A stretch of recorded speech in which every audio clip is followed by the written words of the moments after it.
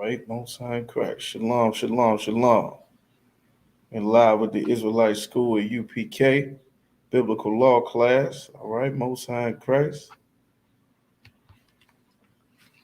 All right, we're going to get started in just a little bit, everybody. Just make sure y'all sign in or attendance there. All right.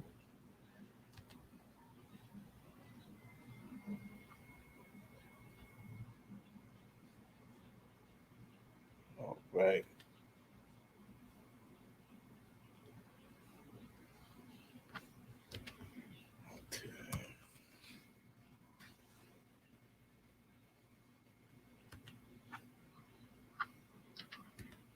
Okay, Most High in Christ. All right.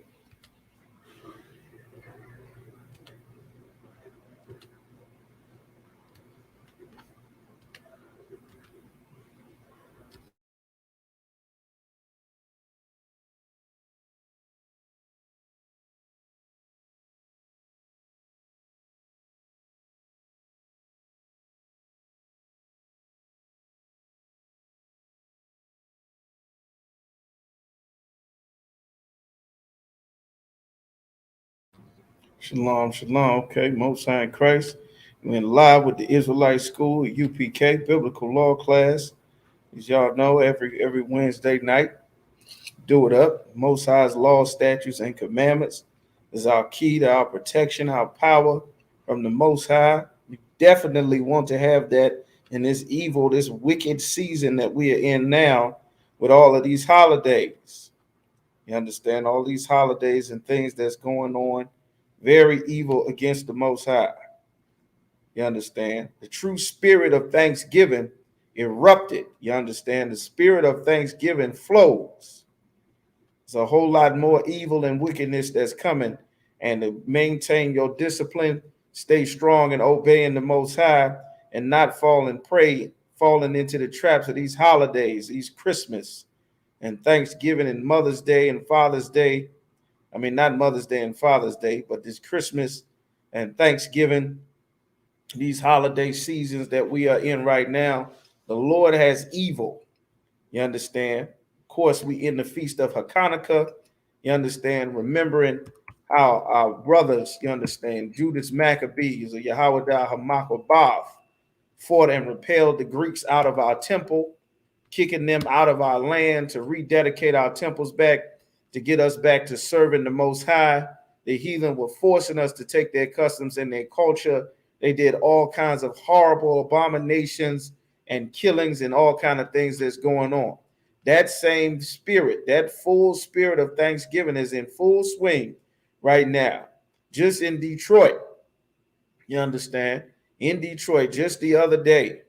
As a matter of fact, it was just yesterday, in fact, in Detroit. You understand? There was a shooting that was going, there's a shooting that happened at a high school. Like the Lord is not going to allow things to go back to normal. The Lord is not going to allow things. Shalom, sir. Yahweh Shem Yahweh Shabbarakatah. The Lord is not going to allow things to go back to normal.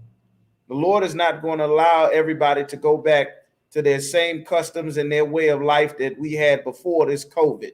Like the Lord is putting a spirit on this place to tear it apart. And the Lord wants us, so-called blacks, Hispanics, Native Americans, the Lord wants us to take our spirit out of America. This shooting it just happened in a high school in Detroit. It happened just yesterday. The kids talked about it. One of the brothers was an eyewitness, and he explained that everybody was given a notice that these people, the children at the school knew that something terrible was happening. Someone had severed a deer's head and threw a bleeding deer's head into the inner courts of their high school. This is a school, the average high school has over 1,000 plus children. You got administrators, you got security, you got doors being locked, everything, police officers, administrators, all kind of things going on at a high school. And this happened. Someone threw a bloodied, severed deer head into a high school courtyard. Not the outside, the inner courtyard of the school where you're going from building to building. You understand? That does not sound like a brother. That's not something that a black man or Hispanic Native American, that's not something a brother would do, for sure. Now, the official reports as to who did the shooting, but a couple of students and a teacher ended up losing their lives, a horrible tragedy. About 6 other students were shot as well. Remember, we talked about the Lord said, be ye sober and be vigilant.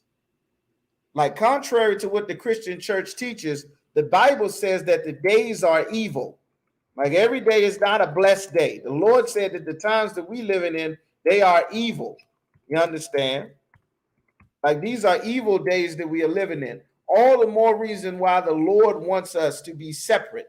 Ephesians chapter 5 and verse 16 said, redeeming the time, because the days are evil.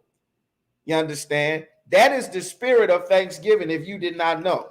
That everybody just went and celebrated Thanksgiving, just finished cutting the turkey and the ham and thanking Thanksgiving. Well, that Thanksgiving holiday was about massacres. It was about how our oppressor massacred the tribe of Gad, the Pequot Indians, you understand, for that specific slaughter. They murdered 700 brothers and sisters, burned them up in their houses, and shot whoever ran outside, fleeing for their lives with their family in the middle of the night. That's the spirit of Thanksgiving. That's what everybody just went and celebrated around the nation. That's the true spirit of Thanksgiving, and it's why the Lord told us never to celebrate Thanksgiving, never to celebrate or take the customs of another nation of people. Contrary to what we being taught right now, is a spirit to lull our people to sleep. These are evil days. That's why the Lord had it written in Ephesians, you understand? Like, the Lord wants us to be paying attention, and the level of protection and things that comes with obeying the Most High, that's what we need, is so very vital and crucial at this point. You understand? We need to realize that we have to obey the Most High. And these laws, statutes, and commandments, they are a shield and a protection around our people if we obey the Most High.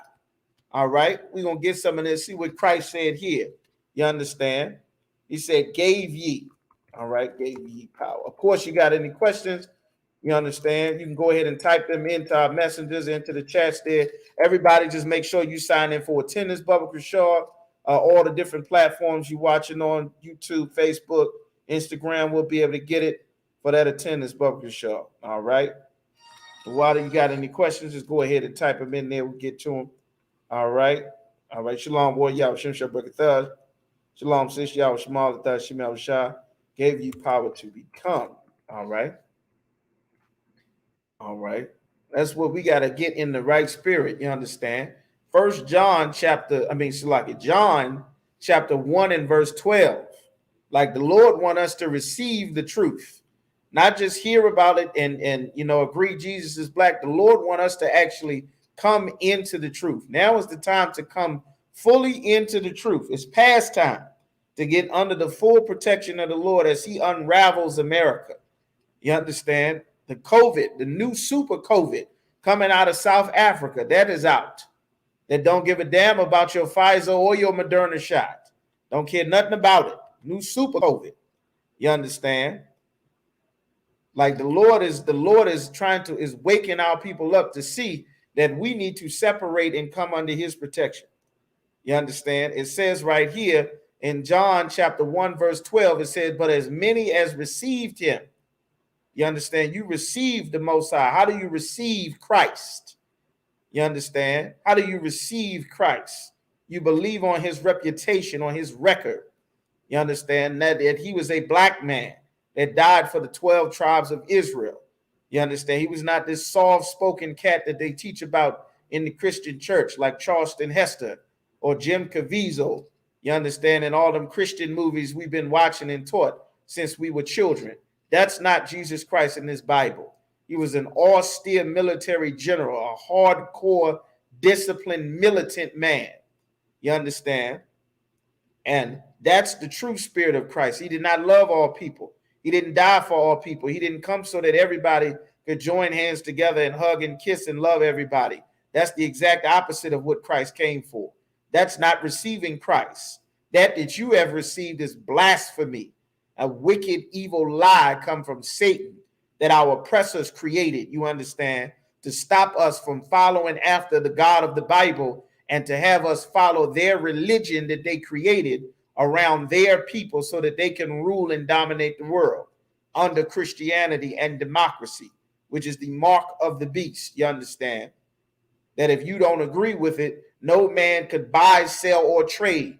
That's why they put embargoes and stop your country from trading and put naval and military blockades and put you on the naughty list so that no one can do business with your people, like the Koreans, you understand, like communism, like Northern Korea, you understand, and like Russia and like Iran, you understand. If you don't agree with their way of life, they'll blackball you so that the world looks at you as evil so that you cannot sustain your own country and your people.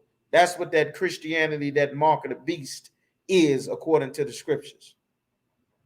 So Christ said in John 1 and 12, but as many as received him, that's the first part, to them, to those that received him, gave he power to become the sons of God.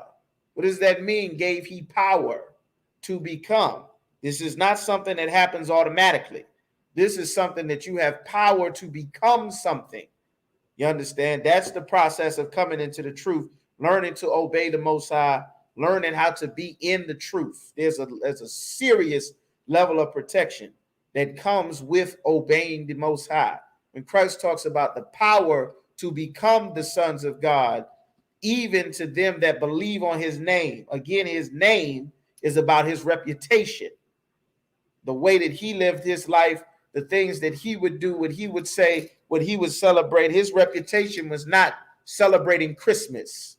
You understand? That was not the name or the reputation of Christ. Christ didn't celebrate Christmas or Easter or Thanksgiving. He celebrated the Passover. He celebrated the Feast of the Dedication, Hanukkah. You understand? He celebrated the memorial blowing of trumpets, the Day of Atonement. That's his culture. That's calling on the name of Christ. You understand? That's receiving Christ. You understand? Like, this is what the Lord wants. All right. So let's get some more. All right. Let's get some more. Make sure we up here. All right. We looking good. Comments. All right. Hey, shalom, sis. Y'all shamal tashimi awashai. Y'all shusha break it up, brother. Okay. Most High in Christ. All right. Let's get some more. The water, y'all clapping. We had a glorious feast of Hanukkah down in Norfolk. The water to the brothers, to the sisters that came through and cooked and threw down, man. We had a glorious time remembering how the Lord had delivered us from the hands of our oppressors, you understand, from the Greeks. Like you always hear in these classes, in order for our people to get free and stop evil, there has to be a force to oppose evil. Evil does not just go away on its own. You can't hope evil away. You can't sing and cry and beg evil to go away. You understand? Evil has to have a force to oppose it. And the ISUPK is that force to oppose the evil that every Black, Hispanic, and Native American sees on a regular and daily basis, but either does not know how or does not care enough to put their own hands forth the proper way to solve these problems. You understand? All right, so let's get some. Let's get some on that.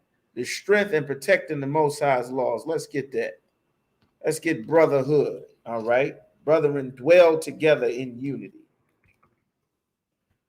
The Bible says the kingdom of heaven is within you, meaning it is within our people. What does that mean? Who has an idea what that means? What does it mean when he said the kingdom of heaven is within you? Let's get that. What is the kingdom of heaven? Who knows what the kingdom of heaven is? All right, freely give. What's so serious? The kingdom of heaven is at hand. All right, the kingdom of heaven. Let's get that. The kingdom of heaven. The kingdom of heaven is a place is where the men that serve Christ rule under Christ. They rule everything. You understand? Hey, shalom, sis. Y'all shema tashim yawashai. It means he made us holy. You on there. You on the road. Is a little bit more. Specifically, the kingdom of heaven is where the men that God set up ruling are in charge. You understand? And things are in order. The nation is in order. That is what we are building and striving for in the ISUPK. You can't have a nation without a government. You can't have everybody doing their own thing and still have a nation. There has to be a centralized government. There has to be a military. You have to follow, unlike the other nations of people, we cannot elect our own leader and things work out. That's not how it works being an Israelite. You can't vote for who is going to put your community in order. The Lord has to have the spirit of the Lord raise up a man that will raise up under other men under him to put a city in order. Hey, shalom, sis, y'all, all right. So I'm going to show you what this is talking about here in Matthew chapter 10. All right. This is how it's done. Christ started with brothers. You understand? The power in the kingdom of heaven is within all of our people. It's within every Black, Hispanic, or Native American, so-called. We're going to start at Matthew, the 10th chapter. It says, and when he had called unto him his 12 disciples, this is Christ. Christ took 12 brothers, 12 black men. This is a black man out the ghetto, out the slums of Nazareth, a place where no good thing can come. That's John chapter 1 and verse 45. Can any good thing come out of Nazareth? That's where Christ came from. This was a black man raised by his black father, Joseph. You understand? They got his woman Mary pregnant, and he raised the greatest black man to ever live on the face of this earth. In order for our nation to be reestablished, to build the kingdom of heaven, to fix our people, our families, and our communities, we got to empower the Black, Hispanic, and First Nations man to rule with authority and righteousness again. You understand? Obeying the Most High will repair the reputation that our people have gained because we have disobeyed the Most High. All right? Deuteronomy chapter 4 and verse 6 said, this would be your wisdom and your understanding in the sight of the nations. Meaning when the other nations of people saw you, they would see that you are a people that has rules about how you maintain your families, rules about what you do with your wealth, rules about how you organize your marriages, rules about how you take care of your land and your crops, rules about sanitation and construction and building and cleanliness to stop the spread of diseases like we read in the previous classes, rules and laws about mold, about washing and bathing yourselves regularly to stop sicknesses and diseases. You know, the Lord, the amount of diseases have stopped spreading, even though there are plenty still to this day. They have stopped spreading because of the techniques and things that the Israelites have implemented from following the Most High. One chiefly is washing and bathing yourself every day. If you are sick or ill, you stay away from people. You are unclean. If a woman is on her cycle, she is unclean. She shouldn't be going everywhere, bleeding and touching everything. Those are Israelite customs. The heathens would be sick and be around everybody. That's how these diseases and outbreaks spread so much, because the heathen do not have quarantine and sanitary laws the way that the Most High gave to us. If those of you don't know, that's what baptism is. Baptism is washing yourself in water so that you will be clean, washing your clothes. You understand? Somebody dies on something, you wash it and clean it. Seed comes out of you if you are a man. You wash, clean yourself, clean your clothes, clean whatever, the sister that you were with, and everybody is unclean until the sun goes down. You understand? Like these laws and customs, they are our wisdom so that the world can see that we are a holy and set apart people. And that's what we have to get back to. None of our children should be going to any school with an oppressor. You understand? None of our children should be educated or taught by an oppressor. Our children need to be removed from our oppressor's school and education system that has destroyed our people. It is literally called a school to prison pipeline. Before we integrated, with black teachers and black and brown teachers and native teachers, when we taught and raised our own children, we did not have a school to prison pipeline. We didn't have a teen pregnancy situation. We didn't have a teen abortion situation. We didn't have massive STD, AIDS, and herpes, gonorrhea outbreaks all over our people. We did not have our sons and daughters in the school fighting and stabbing and getting into all kind of beefs and trouble with each other. We did not have that. We functioned as a unit, as a people, because we knew that I need you to be strong for me, just like you need me to be strong for you. And that's what we are building. That's what we have in ISUPK. If you fumble the ball, our team loses. Christianity and integration taught us every man for himself. But we were not every man for himself in slavery, and we were not every man for himself when we came out of slavery. Remember the Tulsa, Oklahoma, the Rosewood, Floridas, the Lincoln, Nebraskas. Everywhere we went, we built and settled our own communities that were better than what our oppressors were doing, separate from us. And we can and will have to do that again, because the Lord is going to wipe this place out more and more. You're going to see more of these tragedies, more of these COVIDs, more of all of these diseases and plagues. Christ said these things would come. And what you are supposed to do is to focus on building your nation. You cannot build your nation outside of the body, the government, without the military that the Lord set up, which is the ISUPK. You understand? Make that very clear. All right? That's what we are doing and building in here. This is what we're getting here in the scriptures. And that is what was so precious to the Maccabees, to Judas Maccabees and his father Matthias and his brothers that warred and battled against the Greeks. You have to put in your spirit that this is a time of warfare coming against your people. What does that mean? Does that mean that you prepare to go and storm the Capitol like the damn Proud Boys and Antifa? No, that has nothing to do with us. We're talking about spiritual warfare to prepare your spirit to stand against the evils of this empire. Make no mistake, as America falls more and more, our oppressors are going to lash out even further. Don't be lulled to sleep by the Ahmaud Arbery verdict. You understand? Don't be rocked to sleep thinking that now all justice is served. That's not what the Bible says. You understand? Shalom, sis, y'all small thoughts, So Matthew chapter 10 and 1, it says, when he had called unto him his 12 disciples. That's what we're doing in the ISUPK. The ISUPK is calling the disciples of Christ.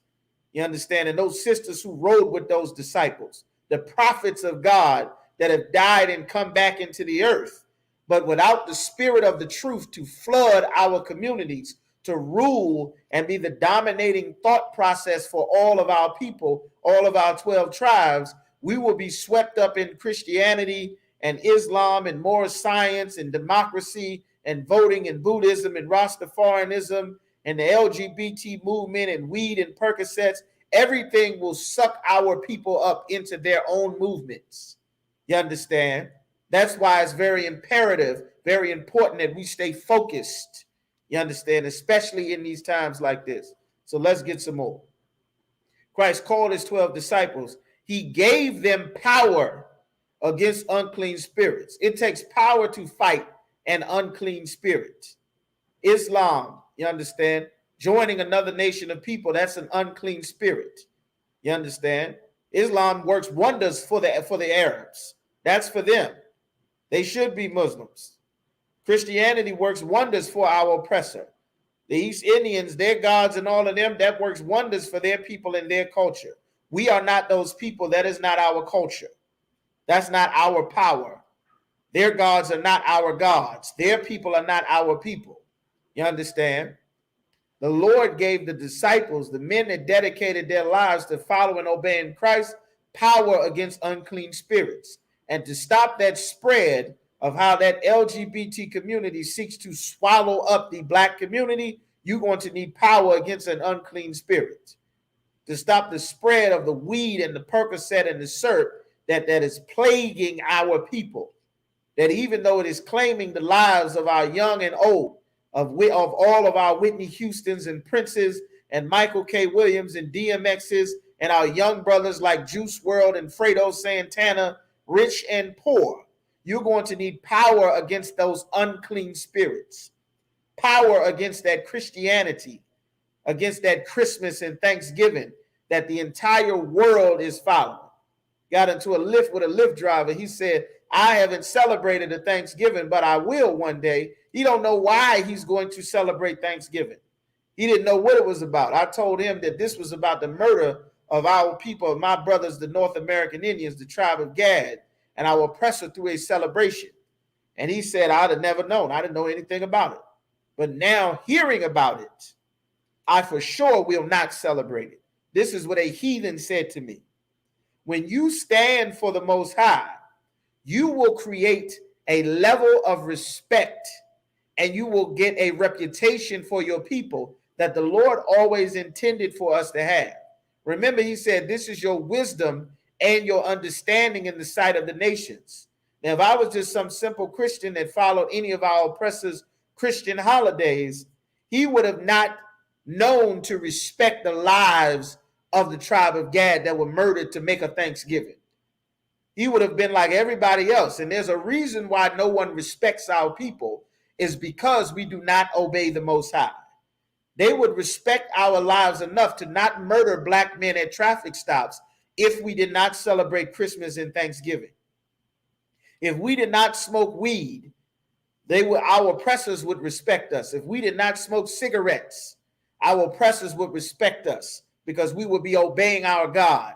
If we did not accept their customs and their voting and voted for our leaders instead of following the leaders that the Lord appointed to rule our cities and communities, these other nations would respect us.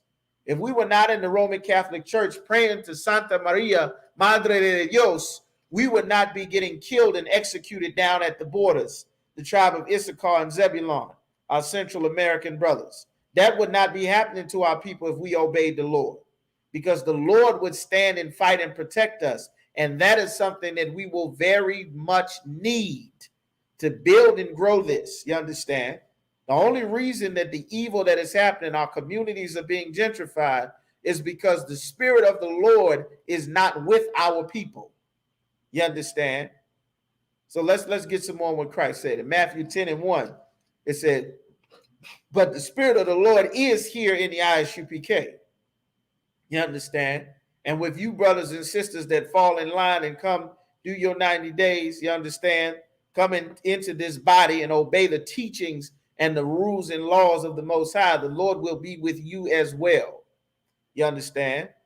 So it says, and when he called unto him his 12 disciples, he gave them power against unclean spirits to cast them out and to heal all manner of sickness and all manner of disease.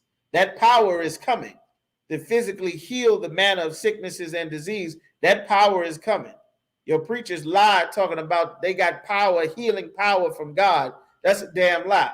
I remember going to church many, many years with some sister filled with demons.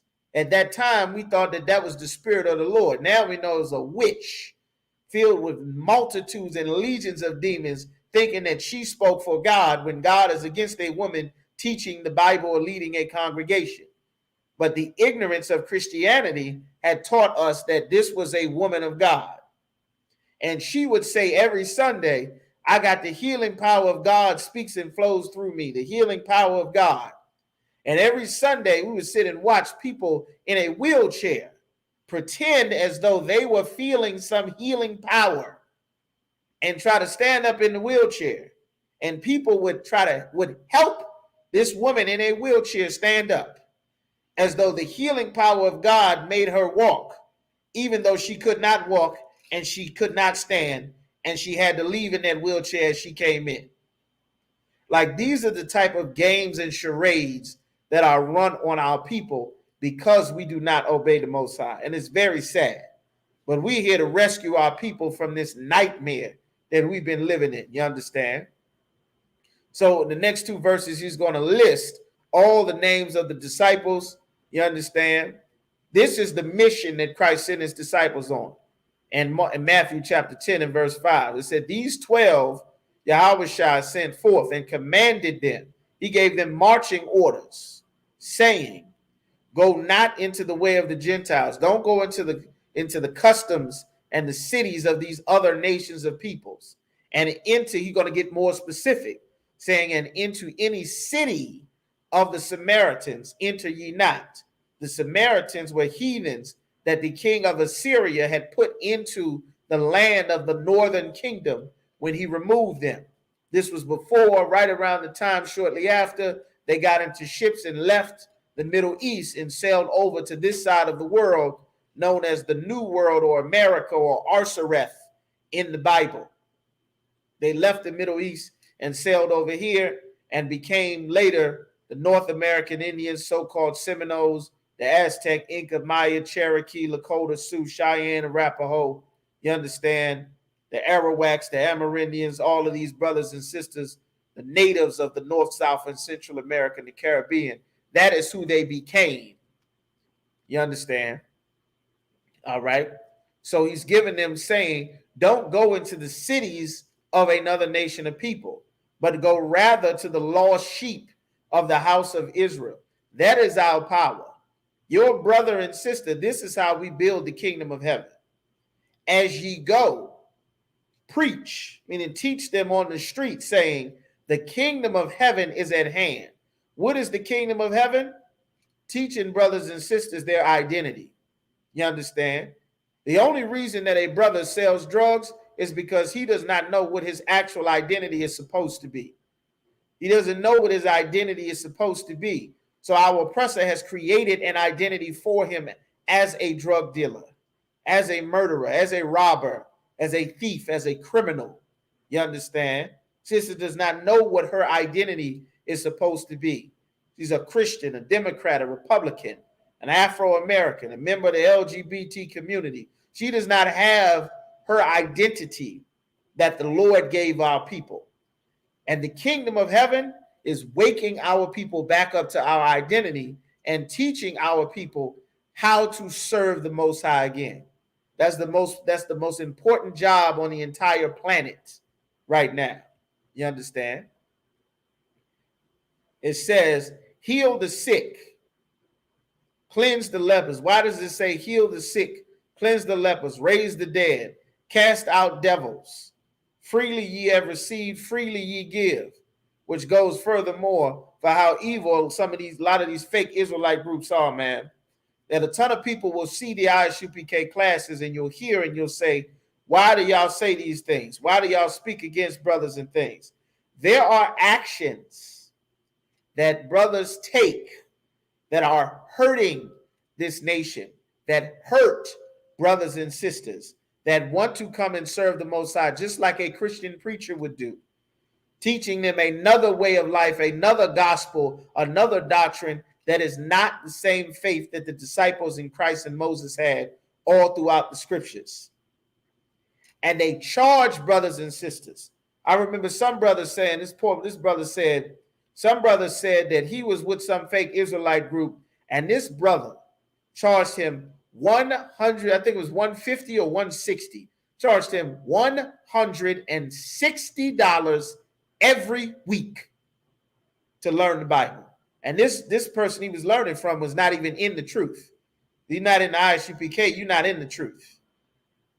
He paid this brother hundreds and hundreds of dollars to learn what Christ said is supposed to freely be given to brothers and sisters. And this is not an isolated incident, man. Brothers and sisters being told you got to make a certain amount of money to learn the Bible. You got to pay a certain $500 and $700 to wear these specially made garments.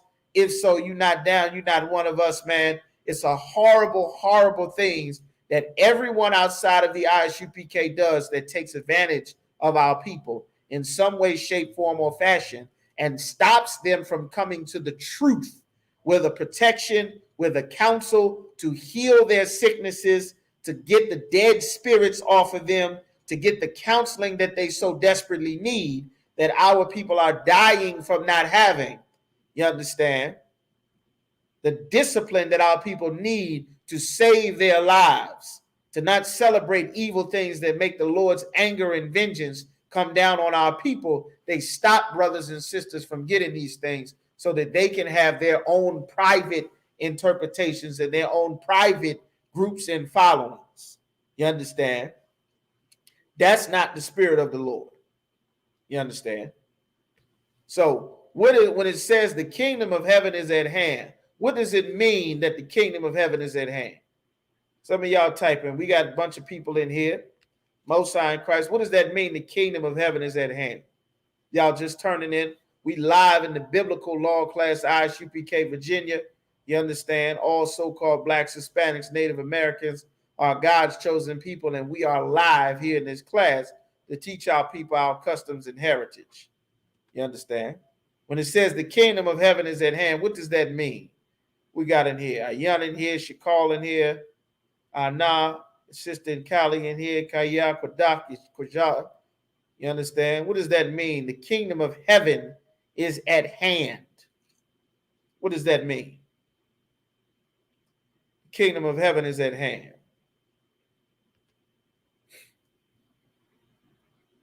Y'all type in there.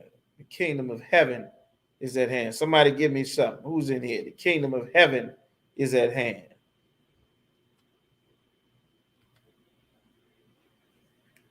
All right. Christ is coming. Okay, that's a fair enough guess. Christ is coming. All right, I like that. All right.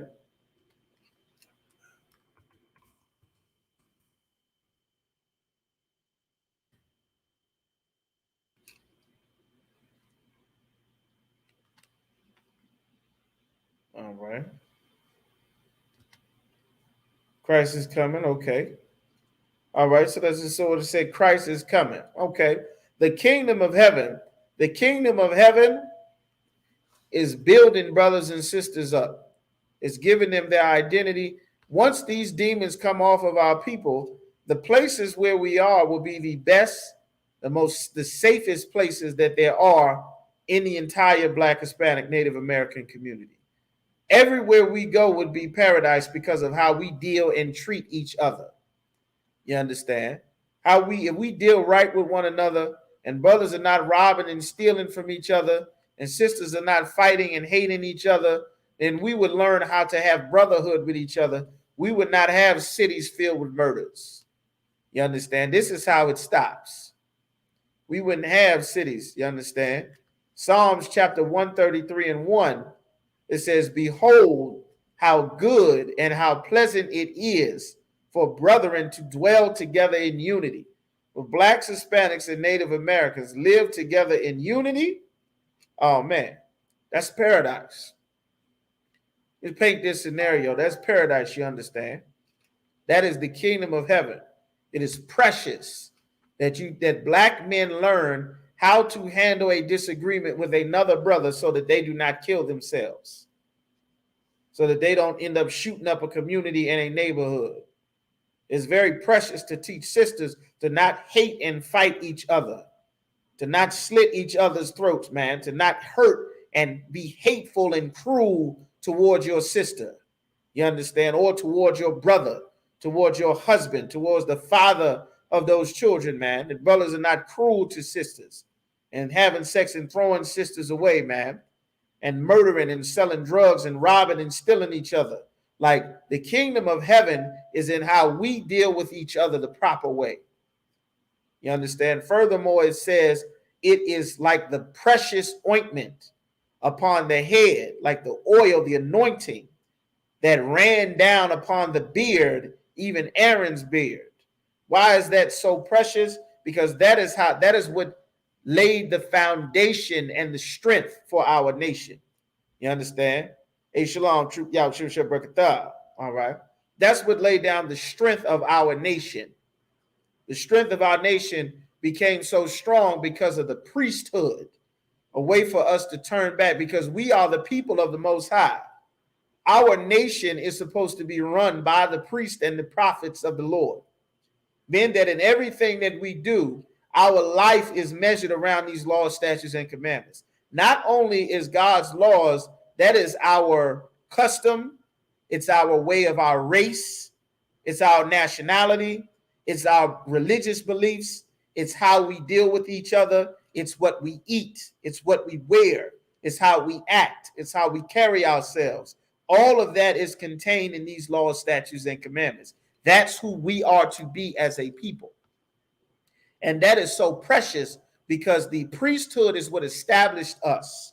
That's what gave us our way to connect to our power. The word God in the Bible, in many cases, it means power or Elohim, referring to the angels. You understand? The angels that control everything that the Lord gives them dominion over, they would be in our favor if we obeyed the Most High. You understand? Shalom, Trisha. Every earthquake, every flood, every hurricane, an angel controls all of that. An angel controls the wildfires in California. An angel is responsible for sending plagues. You understand? The angel of the Lord sent plagues. The Lord gave a commandment and the angels sent plagues on Egypt. Like our oppressors are only able to be cruel and to oppress our people only because we are filled with demons and we are sick and don't serve him. And the kingdom of heaven is literally teaching a brother who has been taught to get high his entire life to stop getting high. Get over not having that father, over that abuse. You understand? Over living in a shelter. You understand? Over the lack of a good school. That sister, over not having that father. You understand? Over not having a stable housing environment.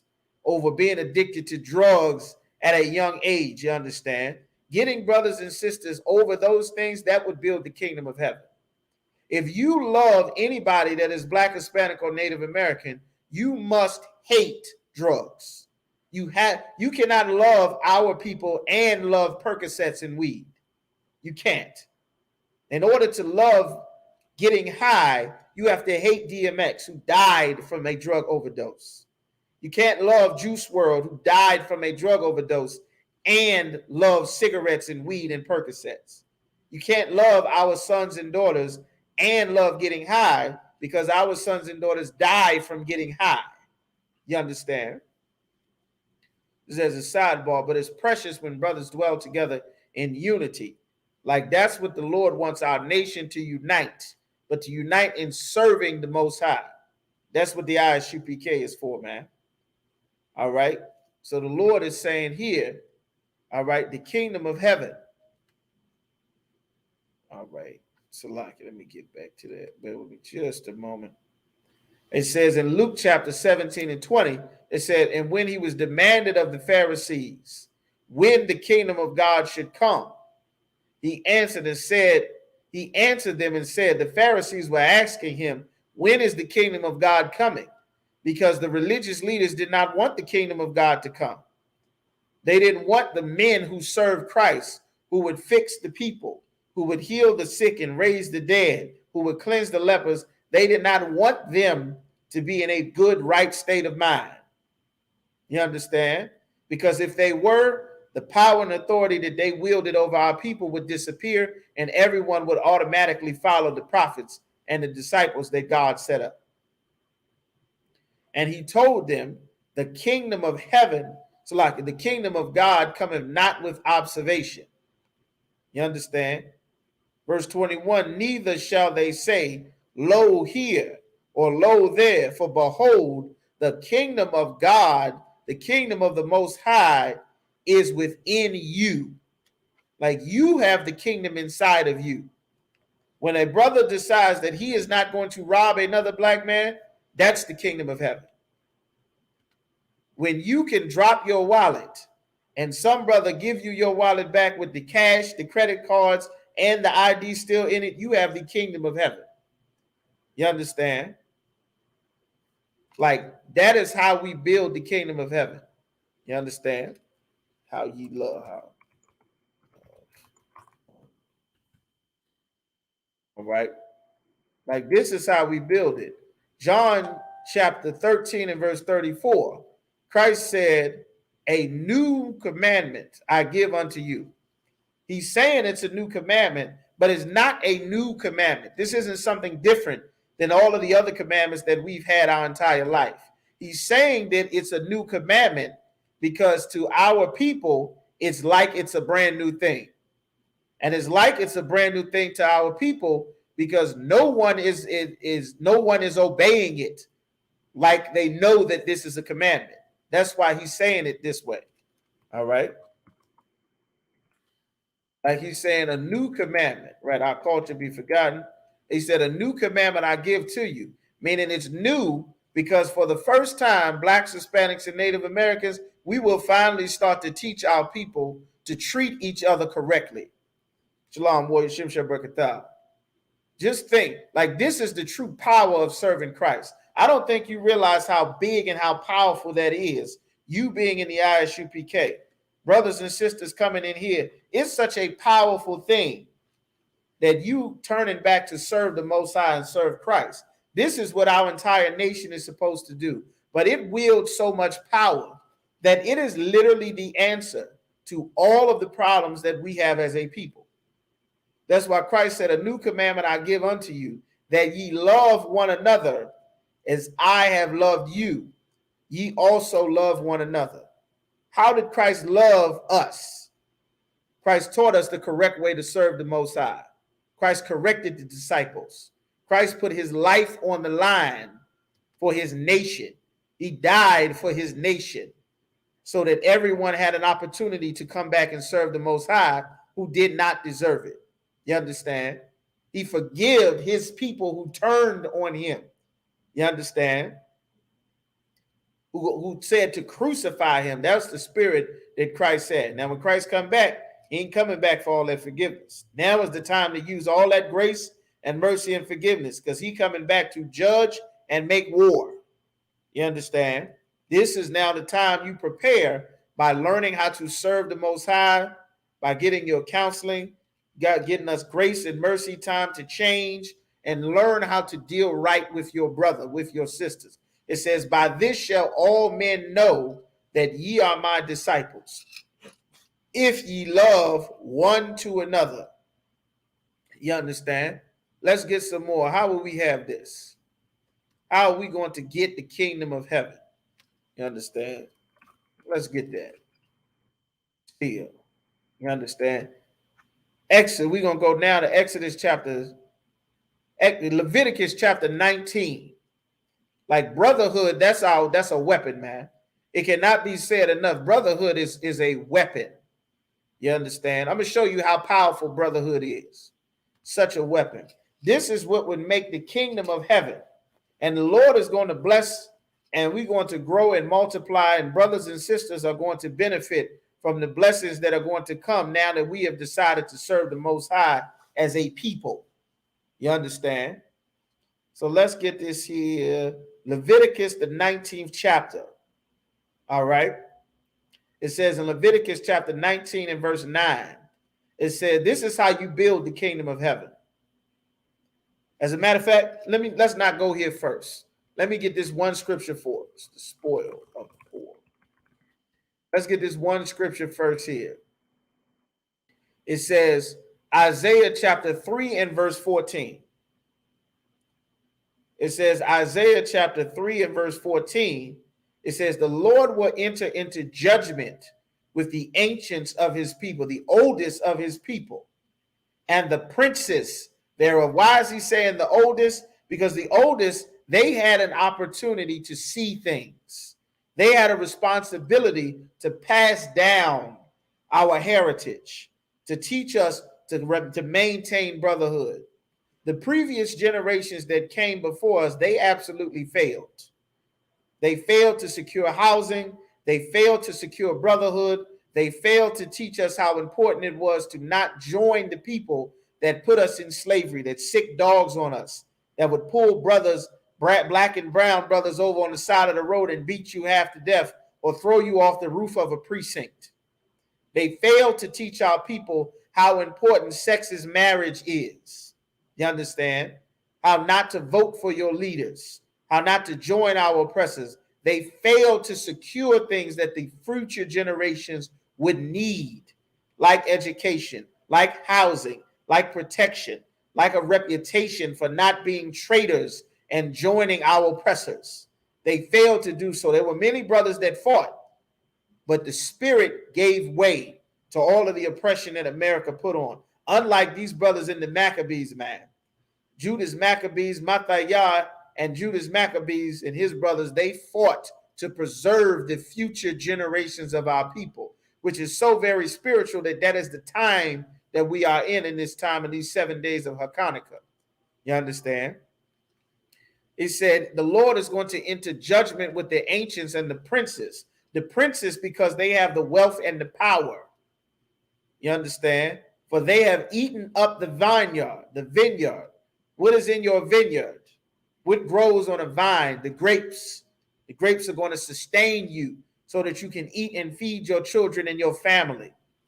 You understand? The cucumbers, the fruits, the vegetables, the melons, the gourds. Those are fruits and things that grow on a vine. That's how you feed your family, feed your communities. Many times you'll hear brothers and sisters justify the evil things that we do. I'm trying to survive. I got to feed my kids. I got to feed my family. I got to feed myself. We trying to eat out here. Life only became about survival because our people became selfish and unbrotherly once we integrated, once we joined our oppressors. That's why it's such a heavy penalty for you joining another nation of people. That's a death penalty offense in the Bible. Now, we're not advocating any violence, but the Lord is dealing with brothers and sisters for doing these things. And you're going to see more and more brothers fall and fall hard like Tiger Woods fell. You understand? You marry some oppressor and they take half of all the money you earned with your talent. And all they had to do was just be an oppressor and they'll get half of the $1 billion that you worked for, being the only black man to ever be any good at golf. You understand? All right, so let's get this here. It says, ye have eaten up the vineyard, the spoil of the poor is in your houses. The wealth and the riches and everything that we have is sitting in Jay-Z's bank account right now. It's sitting in P. Diddy's bank account right now. You understand? The billions of dollars, this is in Rihanna's bank account right now, those billions of dollars. It is in Kanye West's bank account right now. The wealth needed to stop all the brothers and sisters from shooting and killing each other in dirt poor poverty with backwards, impoverished, cutthroat, dog-eat-dog mindset, because this is the only way life has been as we live off of crumbs and starve to death, piled on top of each other in the ghetto. That's why the scriptures say the kingdom of heaven is within you. That is the greatest mission on the planet Earth, is to teach a black man to not murder another black man, to teach a black, Hispanic, Native American sister to not abort a baby of our people or their babies, you understand? To teach sisters not to hate each other and fight each other, you understand? To learn how to share your man, you understand? To learn how not to have sex with another brother's woman, to not sell drugs to his family, his children, or your family. The spoil of the poor is in the houses of the rich, you understand? But that wealth is going to soon be turned to the rightful hand so that this nation can be built up its proper way. You understand? It's coming. You understand? Just like the curses we prayed for, the Lord sent those curses. Been praying for those curses since the 60s, and those curses are coming. Those blessings and those prayers for the power and for the riches to come, they are coming as well, so that we can have full-fledged nation.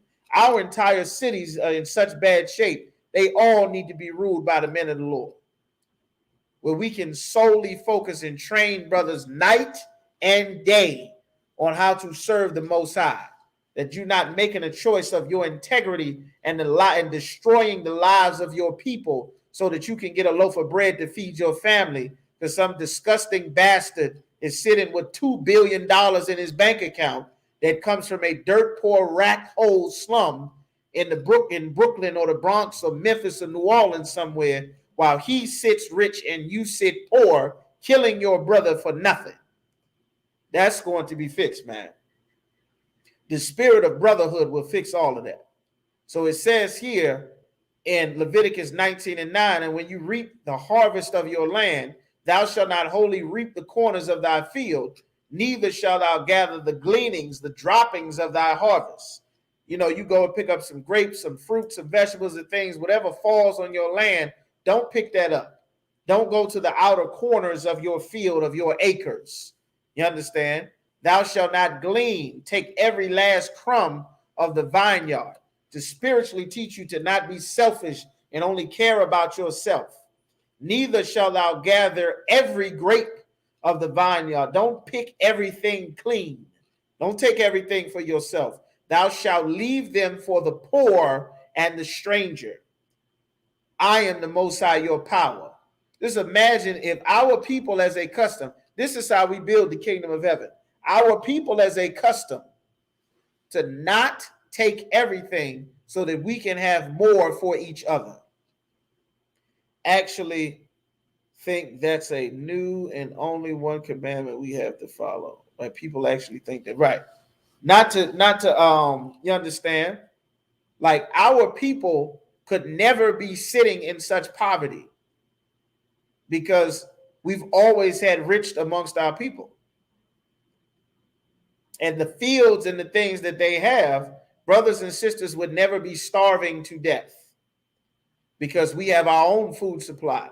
That's how important it is when God said, be ye holy because I am holy. Egypt was not our country, just like America is not our country.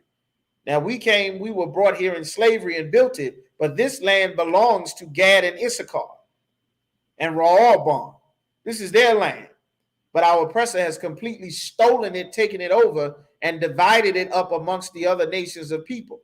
That's why we say those curses in Psalms chapter 83, because they all are confederate against us to make sure that our nation is no more in remembrance. You understand?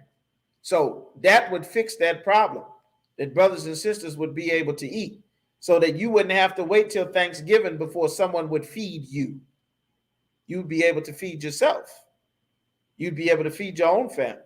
You wouldn't think in your mind that you would have to sell your body or strip or prostitute yourself so that you can make money, so that you can eat and feed yourself. Because the wealthy of your people have food already provided of theirs that they will not take so that you can eat. Like that's spiritually, that is to put a spirit on our people to be very concerned about your own. But if you take every dime you make and go leave and move out to the Hollywood Hills next to Tom Cruise or the CEO of Walmart, then what will your people have? You understand? Like this is what the Lord is talking about. So it says here, verse 11, ye shall not steal. Think of all the times, all the thefts and incidents that make our people not trust each other. Stealing from the time you were young, you can remember someone stole your bike. Or the first time, I know back in the 90s, it was extremely popular. The 80s and the 90s, stealing someone's bike, them Honda Civics, them Honda Cool. Who remembers the 90s? Y'all in here. Y'all old enough to remember the 90s, ain't y'all? We got Natazab in here. You understand? Sister and Callie in here.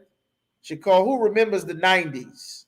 Y'all, Kwadak, Kwashai in here, Yarash in here, Ayana's in here. Anna, who remembers the 90s? Give me one of y'all remember the 90s. Let me see who's in here. Let's get some more participation in these classes. This is classes, y'all. All right. Who remembers? Give y'all a moment to type in. Nobody remembers the 90s. Everybody 19 years old. Y'all were all toddlers in the 90s. One person remember the 90s. Okay, Most High in Christ. I wasn't in the 90s by myself.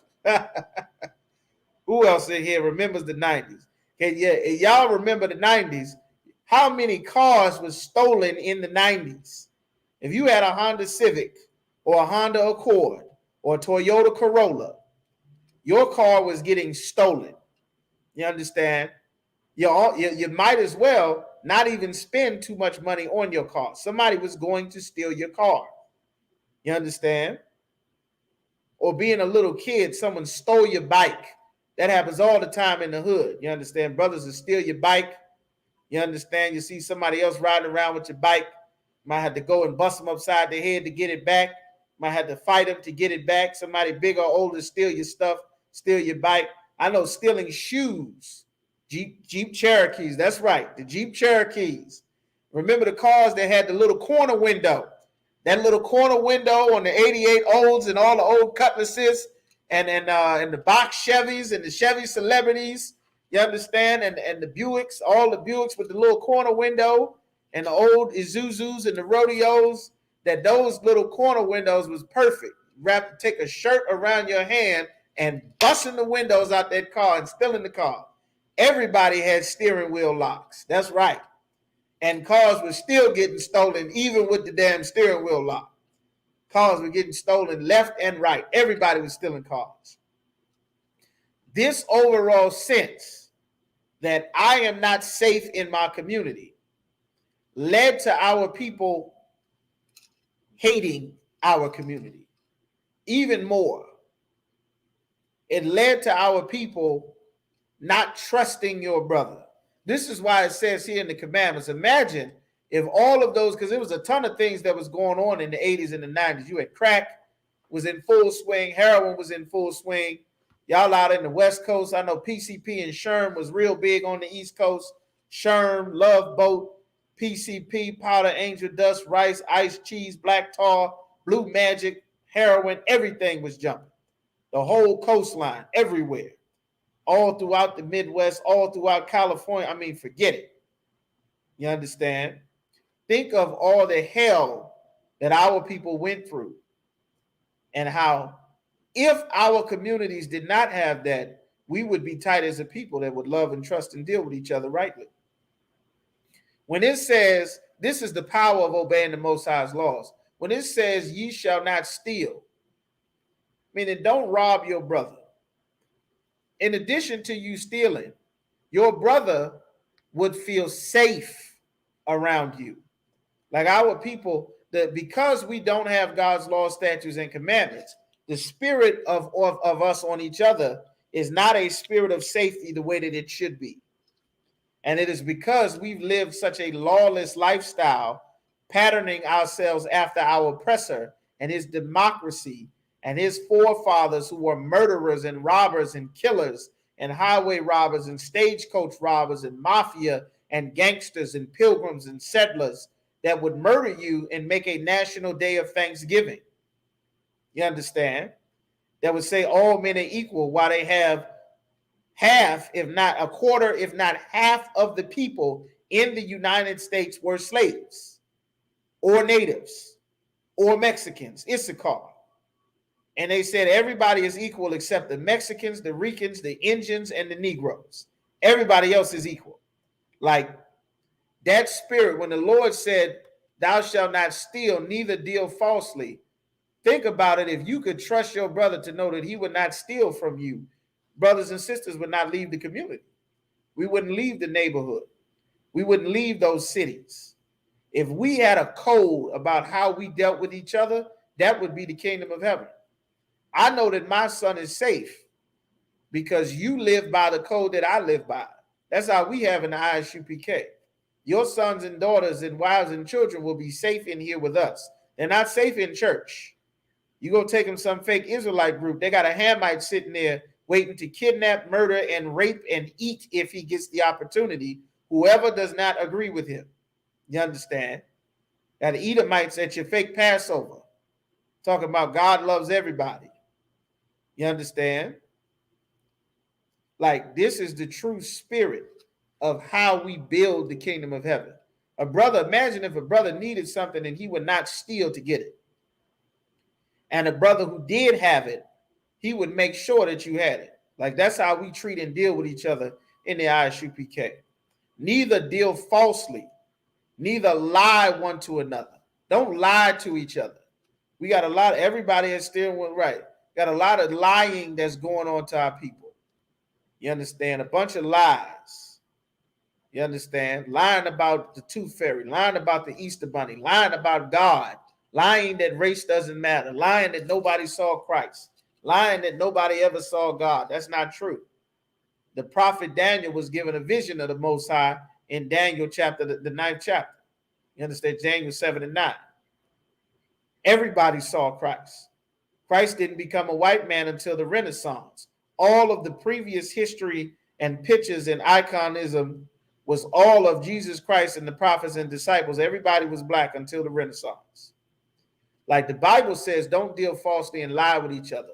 All of the scams, all of the hustles, all of the selling each other bad cars, all of the robbing each other, all of the running game, saying, I'm going to sell you this, and then you find out that the goods are not there, or I'm going to sell you some shoes, and you find out that they're not Jordans, they're really something else, or I'm going to sell you this, and you find out it's not really Chanel or Gucci or Michael Kors, it's some Korean knockoff, or it's not a real Rolex, it's fake, or it's not a real North Face, or it's not really what they say it is. That's scamming and scheming and hustling and conning each other. Our people became synonymous with that spirit. And the Lord said, don't do that. Imagine if you could trust a brother. The brother say, listen, I'm going to get this to you, and this is what it is, and this is the price. This is what it is. That you can actually trust a brother or trust a sister at their word. If they say it's going to be 5, then it's going to be 5. You're not going to open the box and see 3. If they say it's going to be 5 or the number 4, you're not going to open the box and see 4 or see 2. Imagine if all the cons and games and schemes and hustles that our people have fallen victim to, that we have done to each other, if we did not do that, we would have the kingdom of heaven. We would have the reputation, which is what we are restoring to our people by obeying God, by obeying the Most High. We would have the reputation that these are righteous and honorable people. They're not going to scam you. These are not a people. I cannot come and set up my scam amongst these people because their God protects them because they don't scam each other. You understand? Islam was able to set up amongst our people because our leaders were scam artists. Martin Luther King was a scam artist. Al Sharpton, Jesse Jackson, Elijah Muhammad, Farrakhan, these are scam artists. They don't believe in the Bible. They don't believe in the Quran. Farrakhan told you that he believed in Dianetics and Scientology and whatever else can write him a big enough check whenever the opportunity presents itself. Like these things are not what they believe in. You understand? Damn right, brother. Make sure you come to class, all right? This is not what they believe in. The conscious community, Egypt and Kemet, selling crystals and rocks. Miss Cleo, reading your birthstones and talking about your horoscope, and you're praying to the stars and the rocks. God gave us commandments not to do these things because it's a bunch of scams and hustles. You understand? A bunch of damn schemes. Somebody trying to sell you a car that's no good. You spend your money, you get the car, the damn car don't work. You go and buy something, you buy it from them hot. They call it hot off the street. You buy it and it doesn't work. This spirit of us constantly violating and robbing each other and scamming each other and scheming each other and lying to each other and defrauding each other, that is what our community has become synonymous with.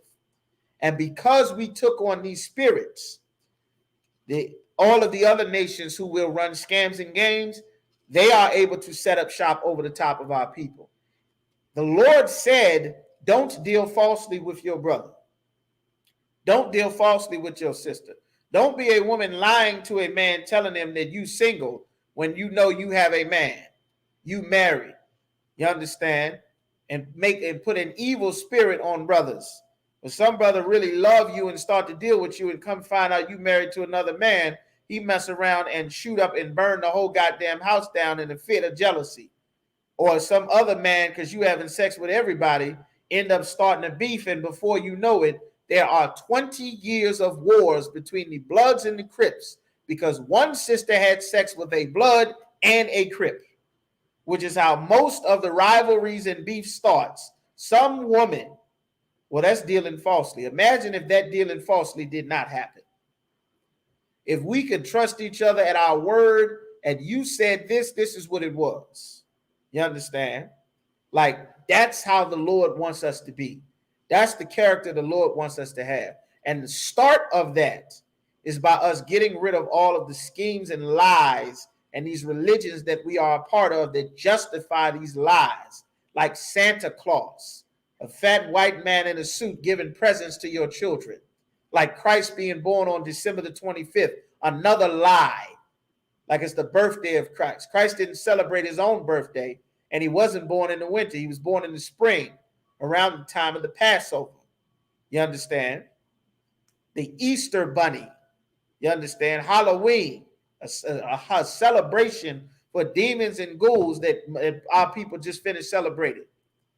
You understand? Teaching your kids to go and do these things to anger the most high, and then lo and behold, the ghouls and demons that you worshiped last month, and that massacre spirit of being a murderer that you worship for Thanksgiving, lets loose on your children's school. Like, when we put on the wrong spirit, there are consequences. And when we put on the right spirit and serve the Most High, that will build the kingdom of heaven. You understand? You understand? It says, don't lie one to another. Tell each other the truth, man. Don't do that. Be known again as the people that your people can trust. There's so much distrust amongst our people. That's why our families fall apart and our relationships fall apart. We have to take things in life more seriously. As a people, our people don't take life seriously. The proof that so much after COVID wiped out 5 million people across the planet. A disease where it's taking your breath. Your lungs are not working. You understand? And our people are still smoking to this day. I see people still smoking cigarettes, still smoking Newports, still smoking weed and Black and Milds after 5 million people died from a disease, from a plague from the Most High that takes your breath away, and you're still doing that. Like, our people are not wise, considering that we die number one. You know that LGBT community, that first the Black Lives Matter movement was, and for that whole Black Lives Matter thing is and always was a lesbian movement. That's how at the end of it, it got married to the LGBT community just to sucker everybody Black and brown into voting. After you voted, Kamala Harris and Joe Biden is in office. You don't hear anything about anything, nothing else. A few little local protests here and there, but the big national, international outcry the way that it was, you don't see any of that anymore. They taking kneels in Congress and bending the knee like Colin Kaepernick. You don't see none of that anymore. All of that's over. It's just a game. Imagine if you did not fall for these games and continue to serve the Lord regardless of who our oppressors put in office. Our economy would remain to our own people because we did not sin against the Lord, buying millions of dollars of candy and Halloween costumes and Thanksgiving dinner foods and the billions you're getting ready to spend to celebrate Christmas, and put a tree in your living room and set your house and your apartment on fire and have your electric bill run up to thousands of dollars, putting a bunch of lights on a tree to burn your damn house down to celebrate Christmas. We should bypass all of that. You understand? Like, this is what the Lord wants. Leviticus chapter 19 and verse 13. This is how we build the kingdom. Thou shalt not defraud thy neighbor. Don't defraud each other. Neither rob him. Don't rob your neighbor. Don't steal his shoes. Don't steal his jacket. Don't steal his woman. Don't rob your brother of his children. Don't take your children away from a man and go and run to another city or state, man. Don't do that to a brother. Don't defraud your sister. Don't have sex with a sister and throw her away. You understand? That is a very Christian, a very evil thing to do, to have sex with a woman and throw her away. That's Christian. That's democracy. That's church. That's anti-Christ. That's against God. Sex is marriage in our culture. And our people do not take seriously who we lay down and have sex with. That's another very important point that the Lord is saying. Don't defraud each other. Don't rob each other. You understand? Don't think that the only time that you dealing with a woman is serious is if there's a child involved. That woman still needs to be corrected, still needs to be loved, still needs to be guided, still needs to be protected, still needs to be praised when she is correct and corrected when she is wrong. There's a ton of responsibility that goes. Again, our people live life as children. Whatever's fun, whatever's good, which is why no one respects us as a people. When ISUPK Commander Junior Honor is teaching us how to regain that respect and honor and dignity that the Lord intended for us to have as his sons, his princes, and his princesses from the very beginning. All right. So it says, thou shalt not defraud thy neighbor, neither rob him. The wages of him that is hired shalt not abide with thee all night until the morning. You understand? You owe that brother some money. He do a job for you. Pay your brother. You understand? This is how you have the kingdom of heaven. A ton of times brothers won't work. You know what? I got to go deal with the white man. I got to go deal with the Chinese man. I got to go deal with this man. Because you know brothers that come down time for it, brother ain't going to pay you. The money just ain't there.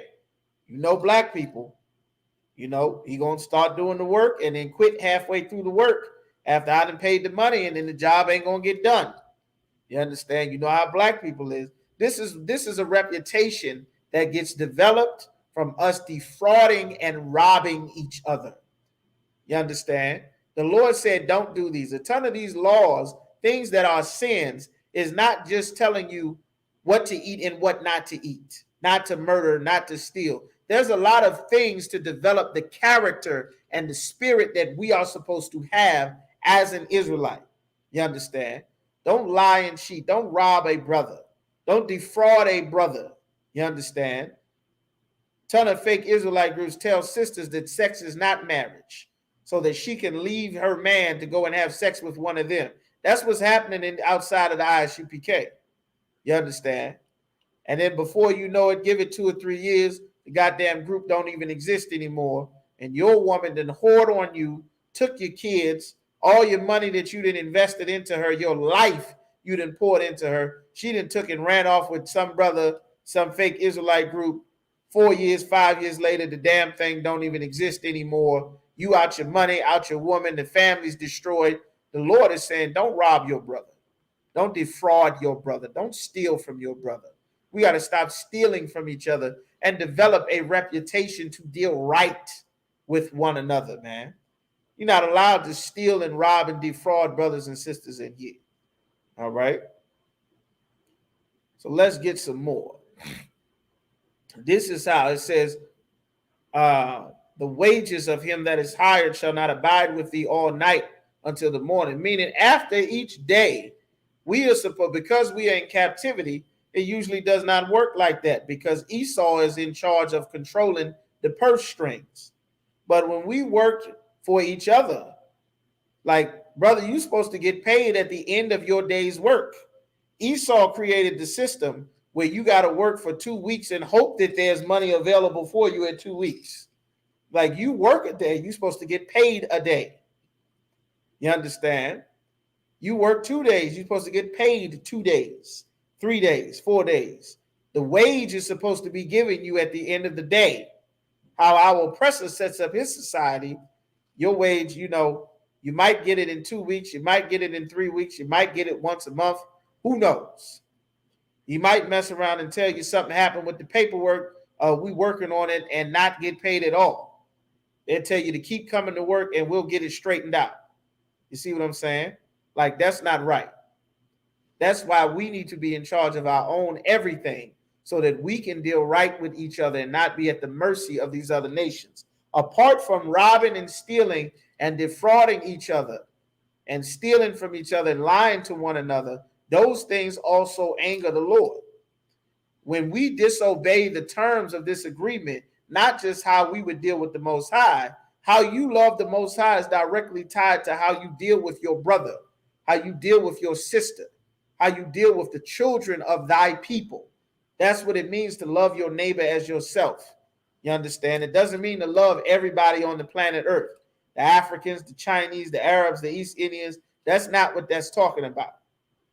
And we're going to get it in just a moment. You understand?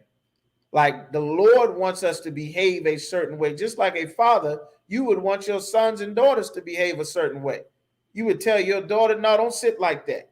Cross your legs, close your legs. Don't sit like that. Don't run up and jump in everybody's lap. Don't do that. Don't do that. Don't take pictures putting your behind in front of the cameras. Don't do that. Don't dress to show off your body, your curves and your breasts and everything else. Don't dress like that. Don't behave yourself. Dress in modest apparel. You understand?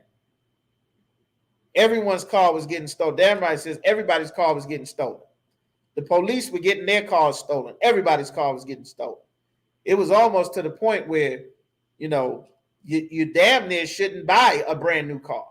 Somebody was going to steal your car. That's why they started putting the radio inside of the dashboard, because people would just bust your windows out and pop the radio out your damn car. You understand? It got to the point where you had to, detach your damn steering wheel.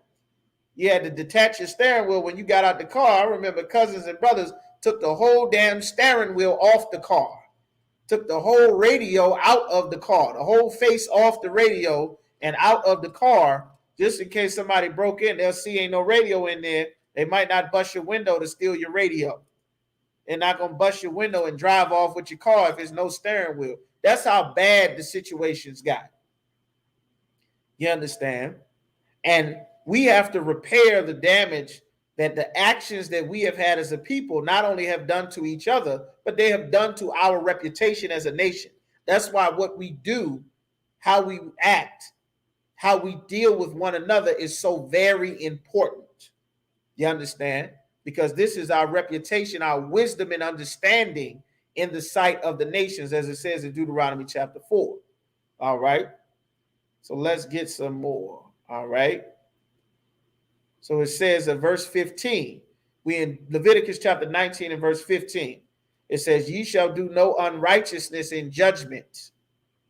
You understand? We are supposed to have our own judgment. The reason we getting dragged before the court of our oppressors is because we are not separate. We are not separate. We've joined and integrated with them in their politics and their voting and their Christianity and their mayoral candidates and their Democratic and Republican races. We've joined into all of those things. We've joined into their gangster lifestyle, their lesbian homosexual lifestyle. We're in their military, you understand, in their police force, in their Navy, and their Air Force, and their Army. We've joined into our oppressors' way of life in their white gated community, wondering why our oppressor is angry at you with his daughter in his white gated community. He put a gate around his community because he didn't want you there. And now you gonna come show up talking about we got rights, everybody is equal, I should be able to be in here, we should be able to go wherever. Why you discriminating? He don't want you in his white gated community. You supposed to have a community of your own. But instead, you wrapped up into America trying to join our oppressor instead of building up your own community and your own society, which is what we have to do, which is what the ISUPK is doing. You understand? It says, ye shall not do unrighteousness, no unrighteousness in judgment. Thou shalt not respect the person of the poor, nor honor the person of the mighty. Meaning, just because you are poor, that does not give you an excuse to be a criminal. That does not give you an excuse to rob, give you an excuse to murder, give you an excuse, you understand, to steal cars and break in people's houses because you're poor and this is the way you make a living. That is not an excuse. You understand? God does not give you an excuse for that. If you are a rich man, you are not allowed to rob the poor just because you have money to pay for a good lawyer, because people work for you. People live in the houses that you rent out to people. You understand? People live on your property. People work for your companies. That does not give you the right to go and have sex with some brother's wife. You understand? Because you got power, or molest some children because you're some leader or some authority figure in the community, or a basketball or football coach, or a gymnastics coach, or a preacher, or a Boy Scout troop leader, you understand, or the Olympics, you understand, training coach. That does not give you the right, you understand, to do evil. The Lord is saying, ye shall not do unrighteousness in judgment. You understand? The mighty, the people with power and authority, nor the poor. There is one law. You understand? But our laws are righteous. We should not fall at the mercy of our oppressor. The problems that we have should be dealt with in-house with our people as a nation. You understand? just like the problems that the other nations of people have, they are dealt with as a nation. You understand? The Arabs, they're dealing with their problems amongst their people in their community. The different Asians doing the same thing. Like our people are the ones that are fully handicapped and dependent on our oppressor and his services in order to make our lives function. The Chinese economy functions whether America is doing good or not. You understand? The East Indian economy functions whether our oppressor is doing okay or not. When gentrification comes, they are not going to lose their communities.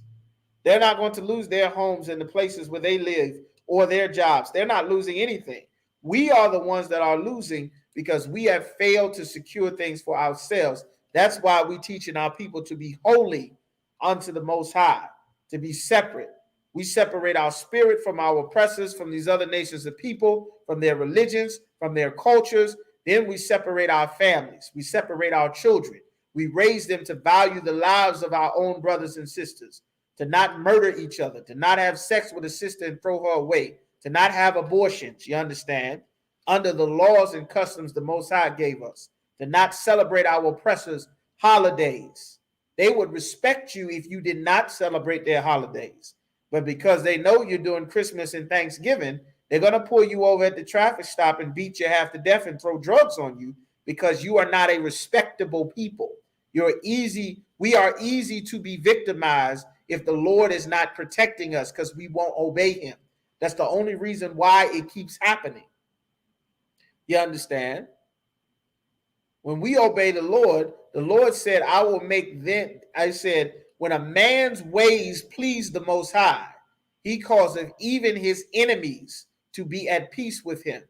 Meaning the very same enemies that would be that's pulling brothers and killing them at traffic stops and putting our babies in dog cages and separating our families at the border and kidnapping and murdering and taking the organs out of soldiers.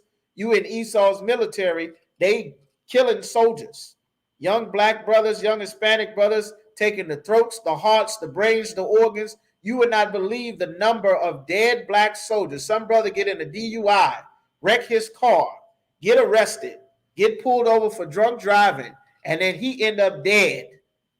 No brain, no throat, no kidneys, no heart, no lungs. He's a damn cadaver. The next day, he's dead and already wrapped up and in the morgue. No foul play. That has happened numerous amounts of time. They murdered some brother. He was murdered at a high school. Murdered some brother. They found a brother dead and rolled up in one of the gym mats at the school, missing organs. They're stealing organs from our people left and right. While you thinking you are part of America, our oppressor is literally using the aborted fetus cells. Because we have taken this culture and our Christian preachers have failed to teach us that God did not give you the right to have an abortion or to take people's lives. You have the reputation, we have the reputation as a people that will murder our own babies if it best benefits us. If it suits us well and we have the money, we will pay someone to kill 400,000 black babies, Hispanic, Native babies every year. That says these people don't care about their own lives. Why should we? You understand? When the Lord gave us laws to say, thou shalt not murder, this is what would make you wise and understanding in the sight of the nations. Clearly, our lives don't matter to each other. If our children's lives matter, then we wouldn't have all of these families splitting up. The mother and father would stay together to raise the kids because that's what the child needs. It's evident that just having mommy alone raising the children is not stopping them from joining the Bloods and the Crips and gangster disciples and vice lords and MS-13s and shooting and stabbing up the whole goddamn city everywhere. Is evident. But if anybody loved the children, then they would stay together because that is what a family is. Even if it means you are not happy, love is not about your happiness. But the Christian church teaches you not to love anybody, to chase your happiness. So as long as you are unhappy, you won't do it. So the children just got to suffer. Where's mommy? Mommy's out living hot girl summer. She living her life. She being grown. Where's daddy? Well, mommy and daddy, it just didn't work out. Okay, well, y'all, like, it's just an absolute mess. And that's why we have to repair. That's why Commander General Yohana, through the spirit of the Most High in Christ, is teaching us how to have proper marriages and families here. You understand, in the ISUPK, how to better choose, how to take responsibility for who you lay down with. You understand? That's very important. You understand? Very important decisions. Not rob and defraud each other like the Christian church teaches our people to do. You understand? Like the law is saying, this would be our wisdom and our understanding if we obeyed the Most High. All right. So let's get some more on that. All right.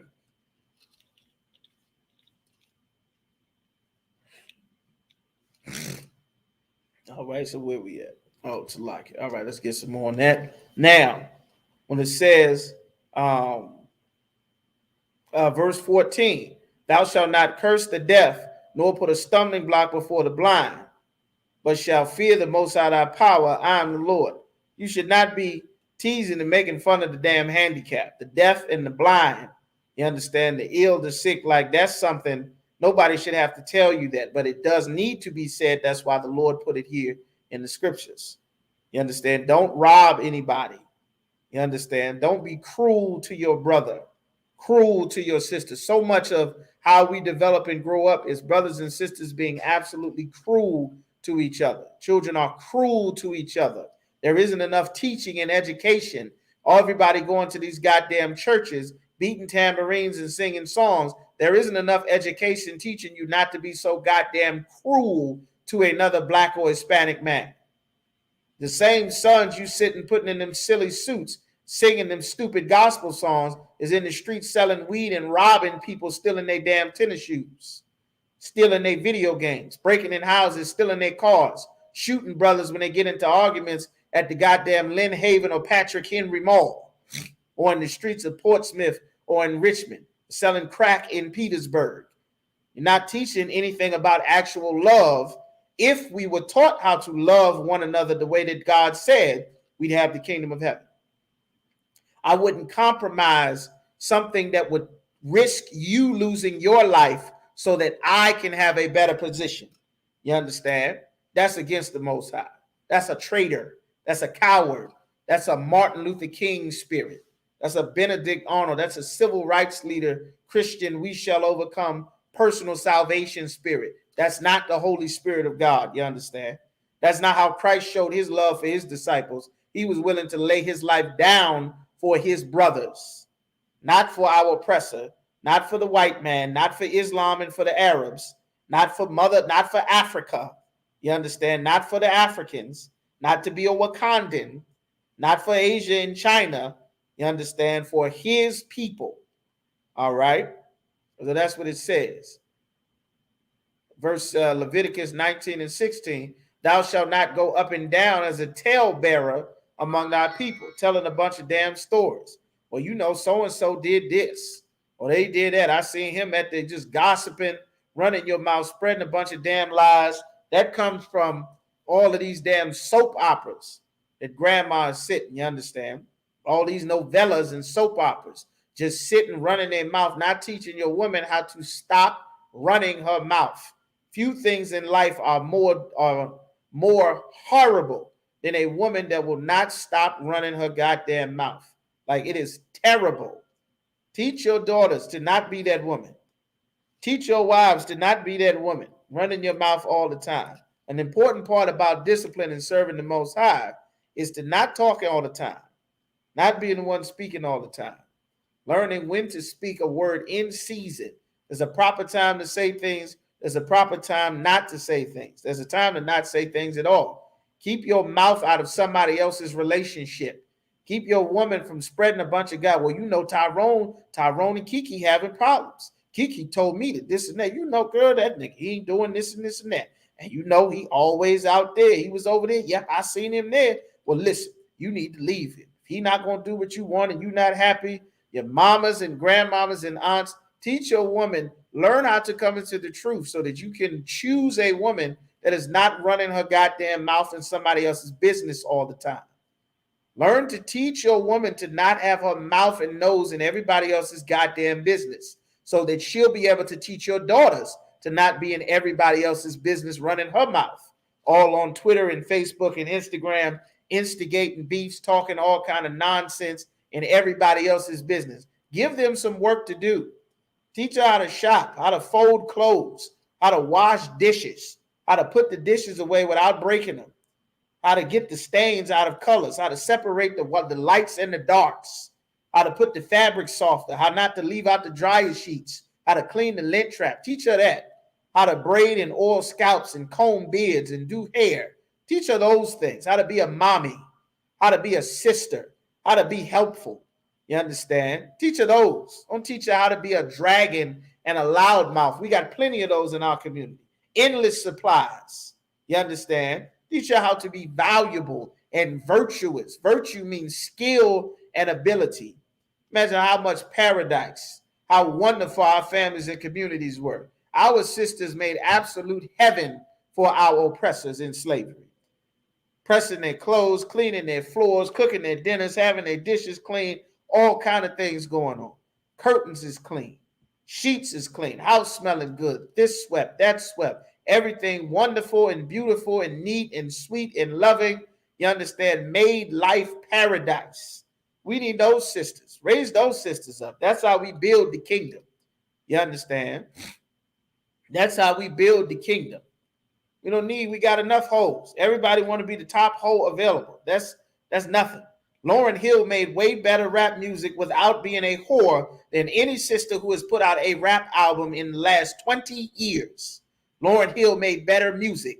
Fully clothed, fully dressed, singing, rapping, and playing the guitar. She did a much better job than everything I've heard since the miseducation of Lauryn Hill. Go and make that. Just teach them not to go and marry white men like Lauryn Hill did and end up having 6 babies for a heathen, only for him to leave her for another heathen, like Rowan Marley did. You understand? So this is what the Lord wants us to see. In Leviticus chapter 19, this is how we build the kingdom of heaven. Don't go up and down as a talebearer. If you don't know what happened, don't say what happened. Stop telling lies all the goddamn time. It says, neither shalt thou stand against the blood of thy neighbor. I am the Lord. What is verse 17? Thou shalt not hate thy brother in thy heart. Don't hate your brother. In the black community, our people hate their brother. The Native American, the First Nations Hispanic community, our people hate their brother. That's why when you tell somebody Jesus Christ is a black man, they look at you like you Freddy Krueger. Like you said the most. I remember we were in Baltimore. We were in Baltimore doing a speaking, and we told some sister, it was a family, and this family said, we were speaking, telling the family that Jesus Christ is a black man. And Jesus is black, and this image here that you see of this white man is not Jesus Christ. This man's name is Caesar Borgia. He's the second son of Pope Alexander VI of Rome. This is our oppressor. This is who's killing us at the border. This is who's putting us in dog cages. This is who killed Ahmaud Arbery, who killed Freddie Gray, who killed Karen Goins and Tatiana Jefferson and Sandra Bland. This is who is killing and destroying our people. This is who murdered the Native Americans, who put brothers on reservations and killed Sitting Bull. And as you are saying and showing a picture of this oppressor, of that white image of Jesus Christ, the people are looking as though like you are wrong for saying Jesus is black. Even though when you read in the Bible and say it, because the reputation that our oppressor has painted for our people is that we are the evil ones when they are the evil ones. You understand? So it says, thou shalt not hate thy brother in thy heart. Thou shalt in any wise rebuke thy neighbor and not suffer sin upon him. What is a sin that you would suffer upon him? What does that mean to not suffer sin? You understand? So what is a sin? To break the law, statutes, and commandments. Don't rob your brother. Don't have sex with your brother's woman, which is adultery. You understand? Don't sell drugs to your brother, which is being a witch. You understand? A drug dealer is a witch. Don't feed it. Don't give him pork or crab, which is an abomination. You understand? Don't give him tuna. Tuna and catfish is unlawful. And swai and mahi mahi. Don't give him those things. Don't give him crack to smoke. Don't give him heroin or a cigarette or a black and mild to smoke. That is sin you're suffering upon your brother. Don't do that. That's what the Lord is saying. All right. So let's get that. It says, don't suffer sin upon your brother. Verse 18 says, thou shalt not avenge, meaning you are not to get revenge, nor bear any grudge. Don't have a grudge against the children of thy people, your brothers and sisters, a fellow Negro, West Indian, Haitian, a fellow Hispanic brother or sister, a Mexican, a Cuban, an El Salvadoran, a Guatemalan, a Puerto Rican, a Dominican, you understand? A Brazilian, a Colombian, a Native American brother. Don't bear a grudge against the children of your people. That's who your neighbor is. You understand? That's why it says, but thou shalt love thy neighbor as thyself. How can you love an oppressor the way that you would love another brother? You understand? How could I do that? If you a brother or you a sister, if you Black, Hispanic, or Native American, I know how to love a Black, Hispanic, or Native American brother or sister. You understand? I know how to treat and deal with a brother or sister. I know when you play your music, you want bass in your music. I know how to get music for my people. You understand? I know that when you go to eat your food, you're going to put salt in your food. I know that you want greens like I want greens. You want wings like I want wings. You're going to put hot sauce on your food like I'm going to put hot sauce on my food. You understand? I know that you got the same bread and peanut butter and jelly and hood noodles and hot sauce packets in your cabinets that I got in my cabinets. I know you drinking out of glass jars like I'm drinking out of glass jars.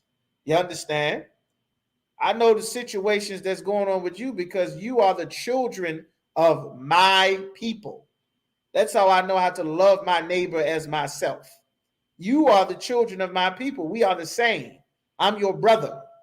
You are my sister. I know how to deal with my people. You cannot love your oppressor. You cannot love another nation of people the way that you would love the children of your people.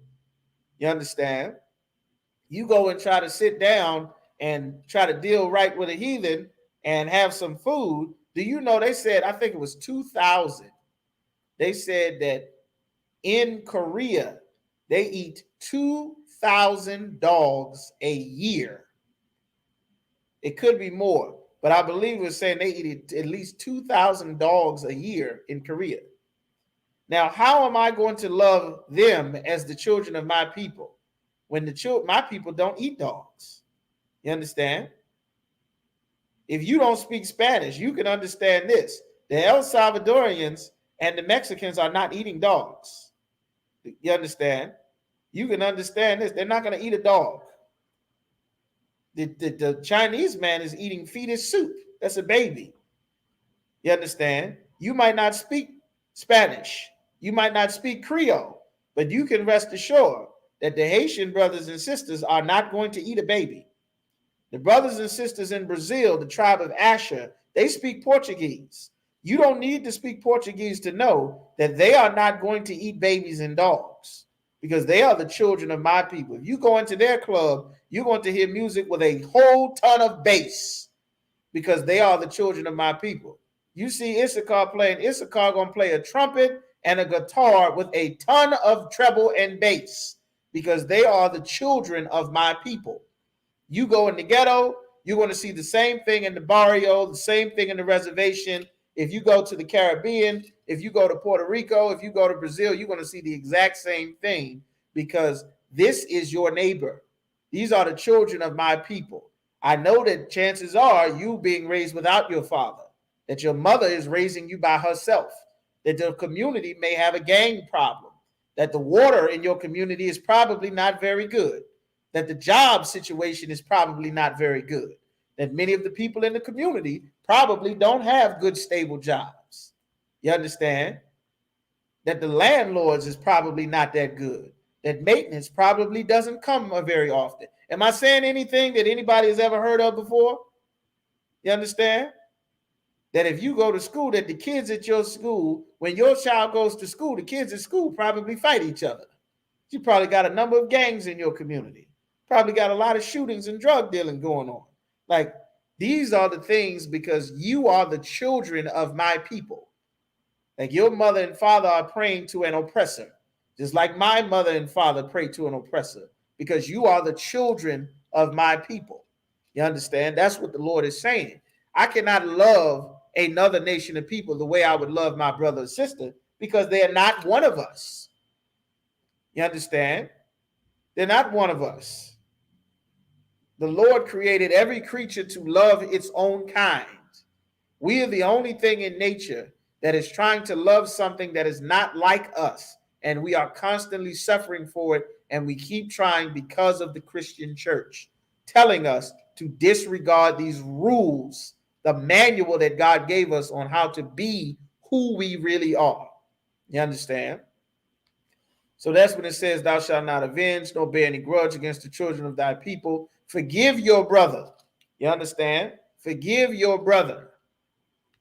That brother stole from you. And you hear this all the time. General Muhammad brings it up as well.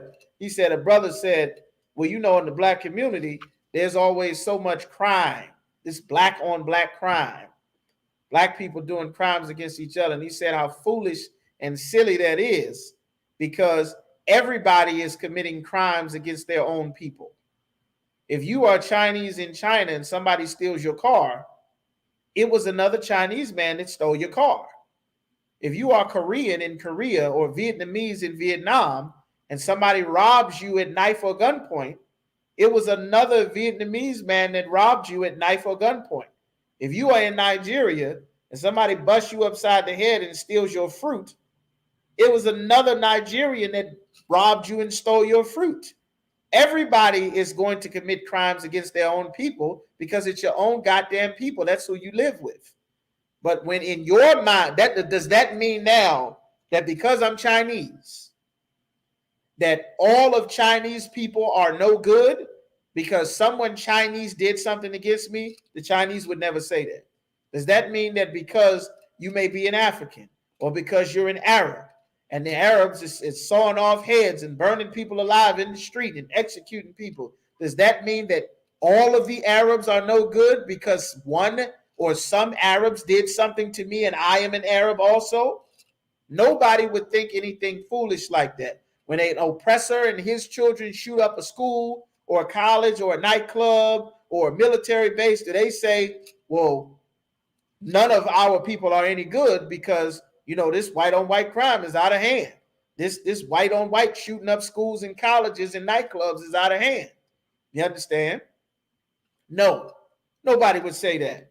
The only people who would say and think these things is when it comes to our people, so-called blacks, Hispanics, and Native Americans, which is why the Lord had to put as a commandment in the Bible not to rob each other, not to defraud each other, not to steal from each other, not to lie to each other. Don't suffer sin upon your brother. Don't bear a grudge against your brother. Don't hate the children of your people. Love your neighbor as yourself. You wouldn't rob yourself, don't rob your brother. You wouldn't want anybody murdering your son, don't murder their son. You don't want anybody running in your house, shooting everybody up, don't run in anybody else's house, shooting them up. You don't want anybody to have sex with your daughter and throw her away, make her feel like garbage. Don't have sex with another brother's daughter, throw her away, make her feel like garbage. Don't have sex with a brother if you are a sister and then have sex with 10 other brothers and then post on the goddamn internet, you know, you having hot girl summer and end up making these brothers shoot and kill each other because they fall in love with some whore. Don't defraud these brothers. Don't hate your brother. Don't hate the children of your people by having an abortion. That's murder. You're murdering the next generation. That's hating your brother. If we kept these laws, statutes, and commandments, we would be a solid unit. We would be a solid nation. And that is what the Lord wants us to be. That is what we are going to be. As this place falls more and more, our people are to take their spirit out of democracy, out of voting, out of their holidays, and put your spirit into serving the Most High. How do you learn how to serve the Most High? you get in the ISUPK. You contact the nearest ISUPK school. That is the government. That is the military. That is where the prophet, the Lord, set up, which is a law. Deuteronomy 18 and 18, Deuteronomy 18 and 15, and numerous other places all throughout the scriptures. The Lord has always appointed a prophet to rule over the nation. That prophet has always been instructed to set other prophets and officers and captains and generals underneath of them, which is exactly what Christ did. That is exactly what Moses was instructed to do by the Most High. That is exactly what the ISUPK did, does, and still does to this very day, because that is Israelite culture. That has always been our culture. You understand? That's why you'll see over time the same people who should be in the ISUPK, who should humble themselves and have true brotherhood and true love like they say they have out of their mouth for Commander General Yohana, they should come and get back in the original school with the original doctrine and let us build our nation up and stop all of these fake Israelite groups and churches and all of this nonsense so that we can have the one body, which is in the ISUPK. You understand? This is how we fix and repair our people. This is how we build the kingdom of heaven. You understand? The Lord is saying, don't rob, don't scam your people. Don't take advantage of your people. You understand? So much of the schemes and scams and hustles and everything that we have done to each other, that causes our people to seek to get revenge or bear a grudge or hate our own people because someone robbed you. They sold you a bootleg this. They sold you something that was no good. They promised that they would do something and they didn't do it. You understand? They told you they would help you and they didn't help. They said that they would be there and then they weren't there. That's why what you say is important. Don't just open your mouth and speak. You understand? Don't speak out of emotion. Don't just say whatever you think in your mind. You understand? That's what you learn in the ISUPK. You don't just say whatever the hell you feel. Someone will come and tell you that you should not talk. You shouldn't say that. You should learn what to say and then speak after you have learned. You understand? So verse 19, Leviticus 19 and 19, ye shall keep my statutes. Thou shalt not let thy cattle gender with a diverse kind. You understand? Thou shalt not sow thy field with mingled seed, neither shall a garment mingled of linen and woolen come upon thee. Meaning, don't defraud your brother. Don't tell the brother it's 100% Angus beef when you know you got part Longhorn, part Angus. You done mixed and bred a couple of different mutt cows here and there. Tell the goddamn truth. Don't say this is 100% purebred pit bull and it got Labrador in there, it got German Shepherd in there. The damn, this is not a pit bull. It's got part Rottweiler, part Boxer, part this and that, mutt. Don't rob and defraud your brother. Tell the goddamn truth, you understand? That's the purpose and the spirit behind the law, what the Lord is saying. Sow thy field with a mingled seed. Sow exactly what you're going to put in there so that everything will be in order. All of the broccoli will come up and be broccoli. All of the cauliflower is in the cauliflower section. All of the collard greens are in the collard green section. All of the strawberries are together. All of the blueberries are together. All of the pears and peach trees are in one place. All the apple trees are in one place. Let all things be done in decency and in order. This is what the Lord is saying. Neither shall a garment mingled of linen and woolen come upon thee. What does that mean? Does that mean you can't wear a garment that is made of different fabrics? It's saying make sure that what you sell is what you say it is. Don't defraud your brother. If you say it's 100% leather, that's why Esau puts on his tags. It's 45% polyester and 35% this. That's Israelite customs. Everybody takes from our customs to run their society. You understand? These laws the Most High gave us run the planet. The Arabs took a portion of our laws and made a whole book of stories about Muhammad and made him a hero. And they set themselves up an empire across the world based on lying about our records in the Bible to make themselves be something important. Like that's how powerful it is when we come back and serve the Most High. We are that original power. You understand? So when it says here, Verse 20. And whosoever lieth carnally with a woman, you lay down and have sex with a woman that is a bondmaid, meaning this woman works for somebody and she's betrothed, meaning she's engaged to a husband and not at all redeemed, nor freedom given to her. She's still under that work order where she's working for this husband. You understand? She may be working for somebody. We didn't have this thing like how Esau has it, where we all work for some oppressors in their company. Like there were jobs that we did for each other. Someone may have had more sons and they had more cattle and more gold and more this and that. And the wealth spread amongst our nation because you, with your sons and your daughters, can send them to work for me because I have acres and acres of land and I'm building a city.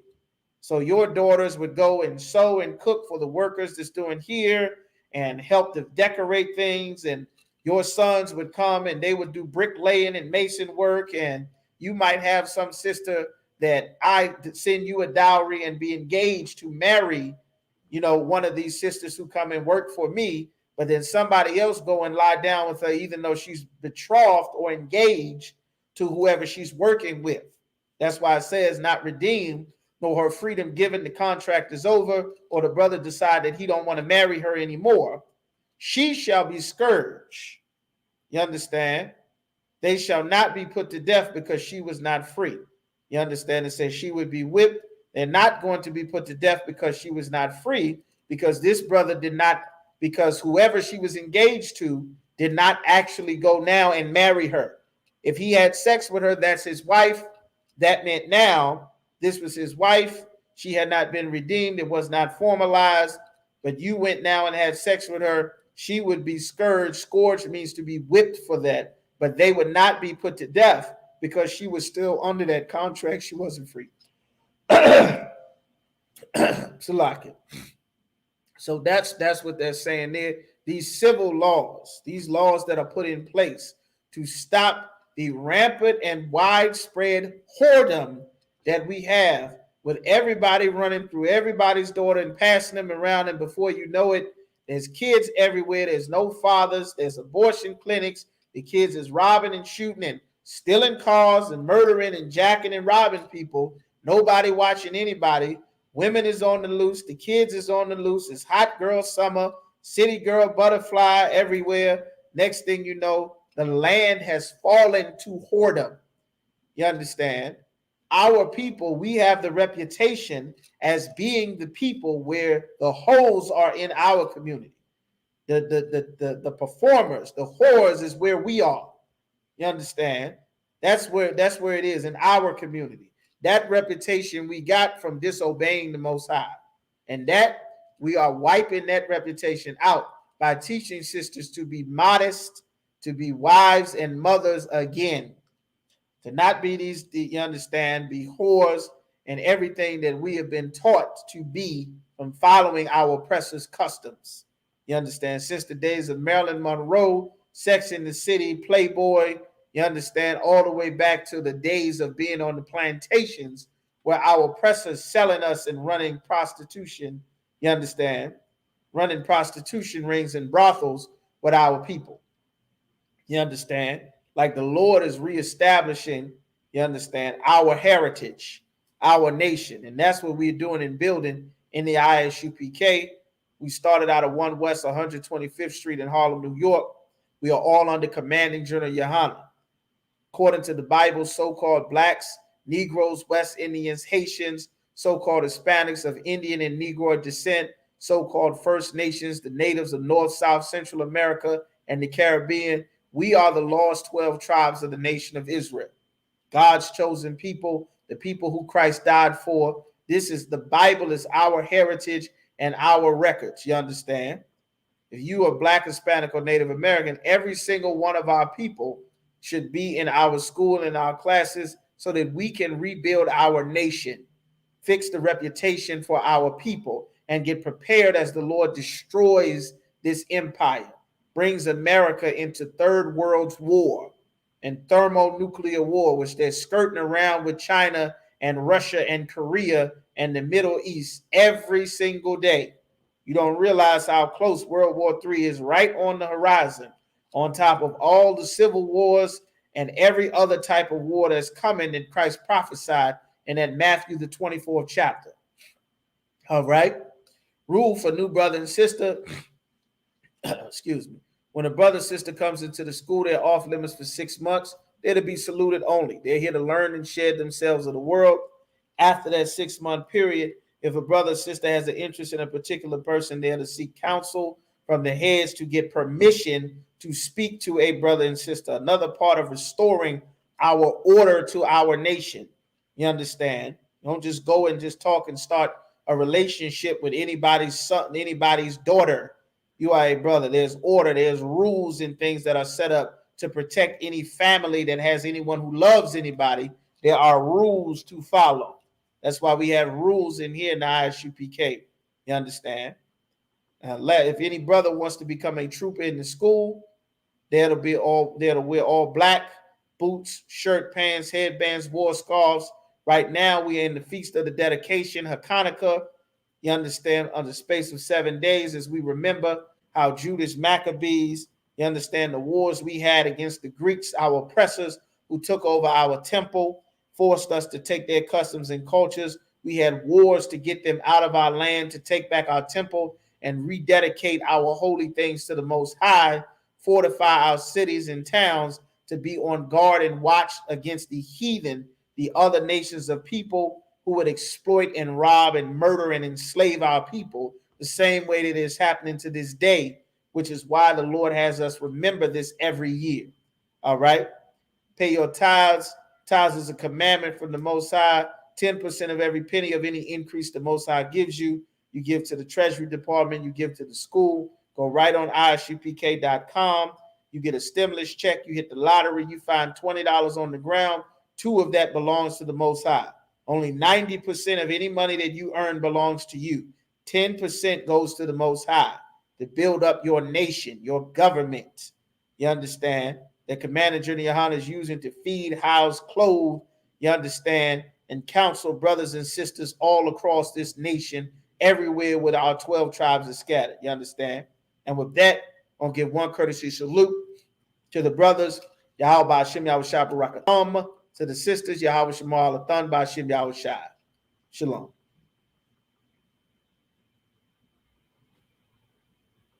All right, be sure to like, share, and subscribe. Thumb up all our videos. Go to ISUPK, No Cowards Richmond, No Cowards Virginia on YouTube, on Facebook. We got a series, The Bible is Black. You'll look up all the videos, things about being black in the Bible. Fried chicken is in there. Sheep for the Streets is in there. Child support is in there. Afros, braids is in there. All kind of things. All of that, you want to go in there and check those out. All right. Hey, shalom, boy. Y'all should break that. All right. Series on child molestation, combating evil. All the stories that led up and created your R. Kellys and your murderers and all the suicides that are happening right now, as we are not supposed to be celebrating this Christmas and Thanksgiving, this very depressing time for all of the brothers and sisters and children and fathers and mothers and spouses that we lost during COVID and all of these police murders and being separated at the border and being destitute on these reservations and in the ghettos and barrios. We should not be celebrating with our oppressors. You check out our channel, No Cowards Virginia on YouTube, No Cowards Richmond, ISUPK Virginia and Richmond. Leave a comment, like, share, thumb up, subscribe to our social media pages. Shalom.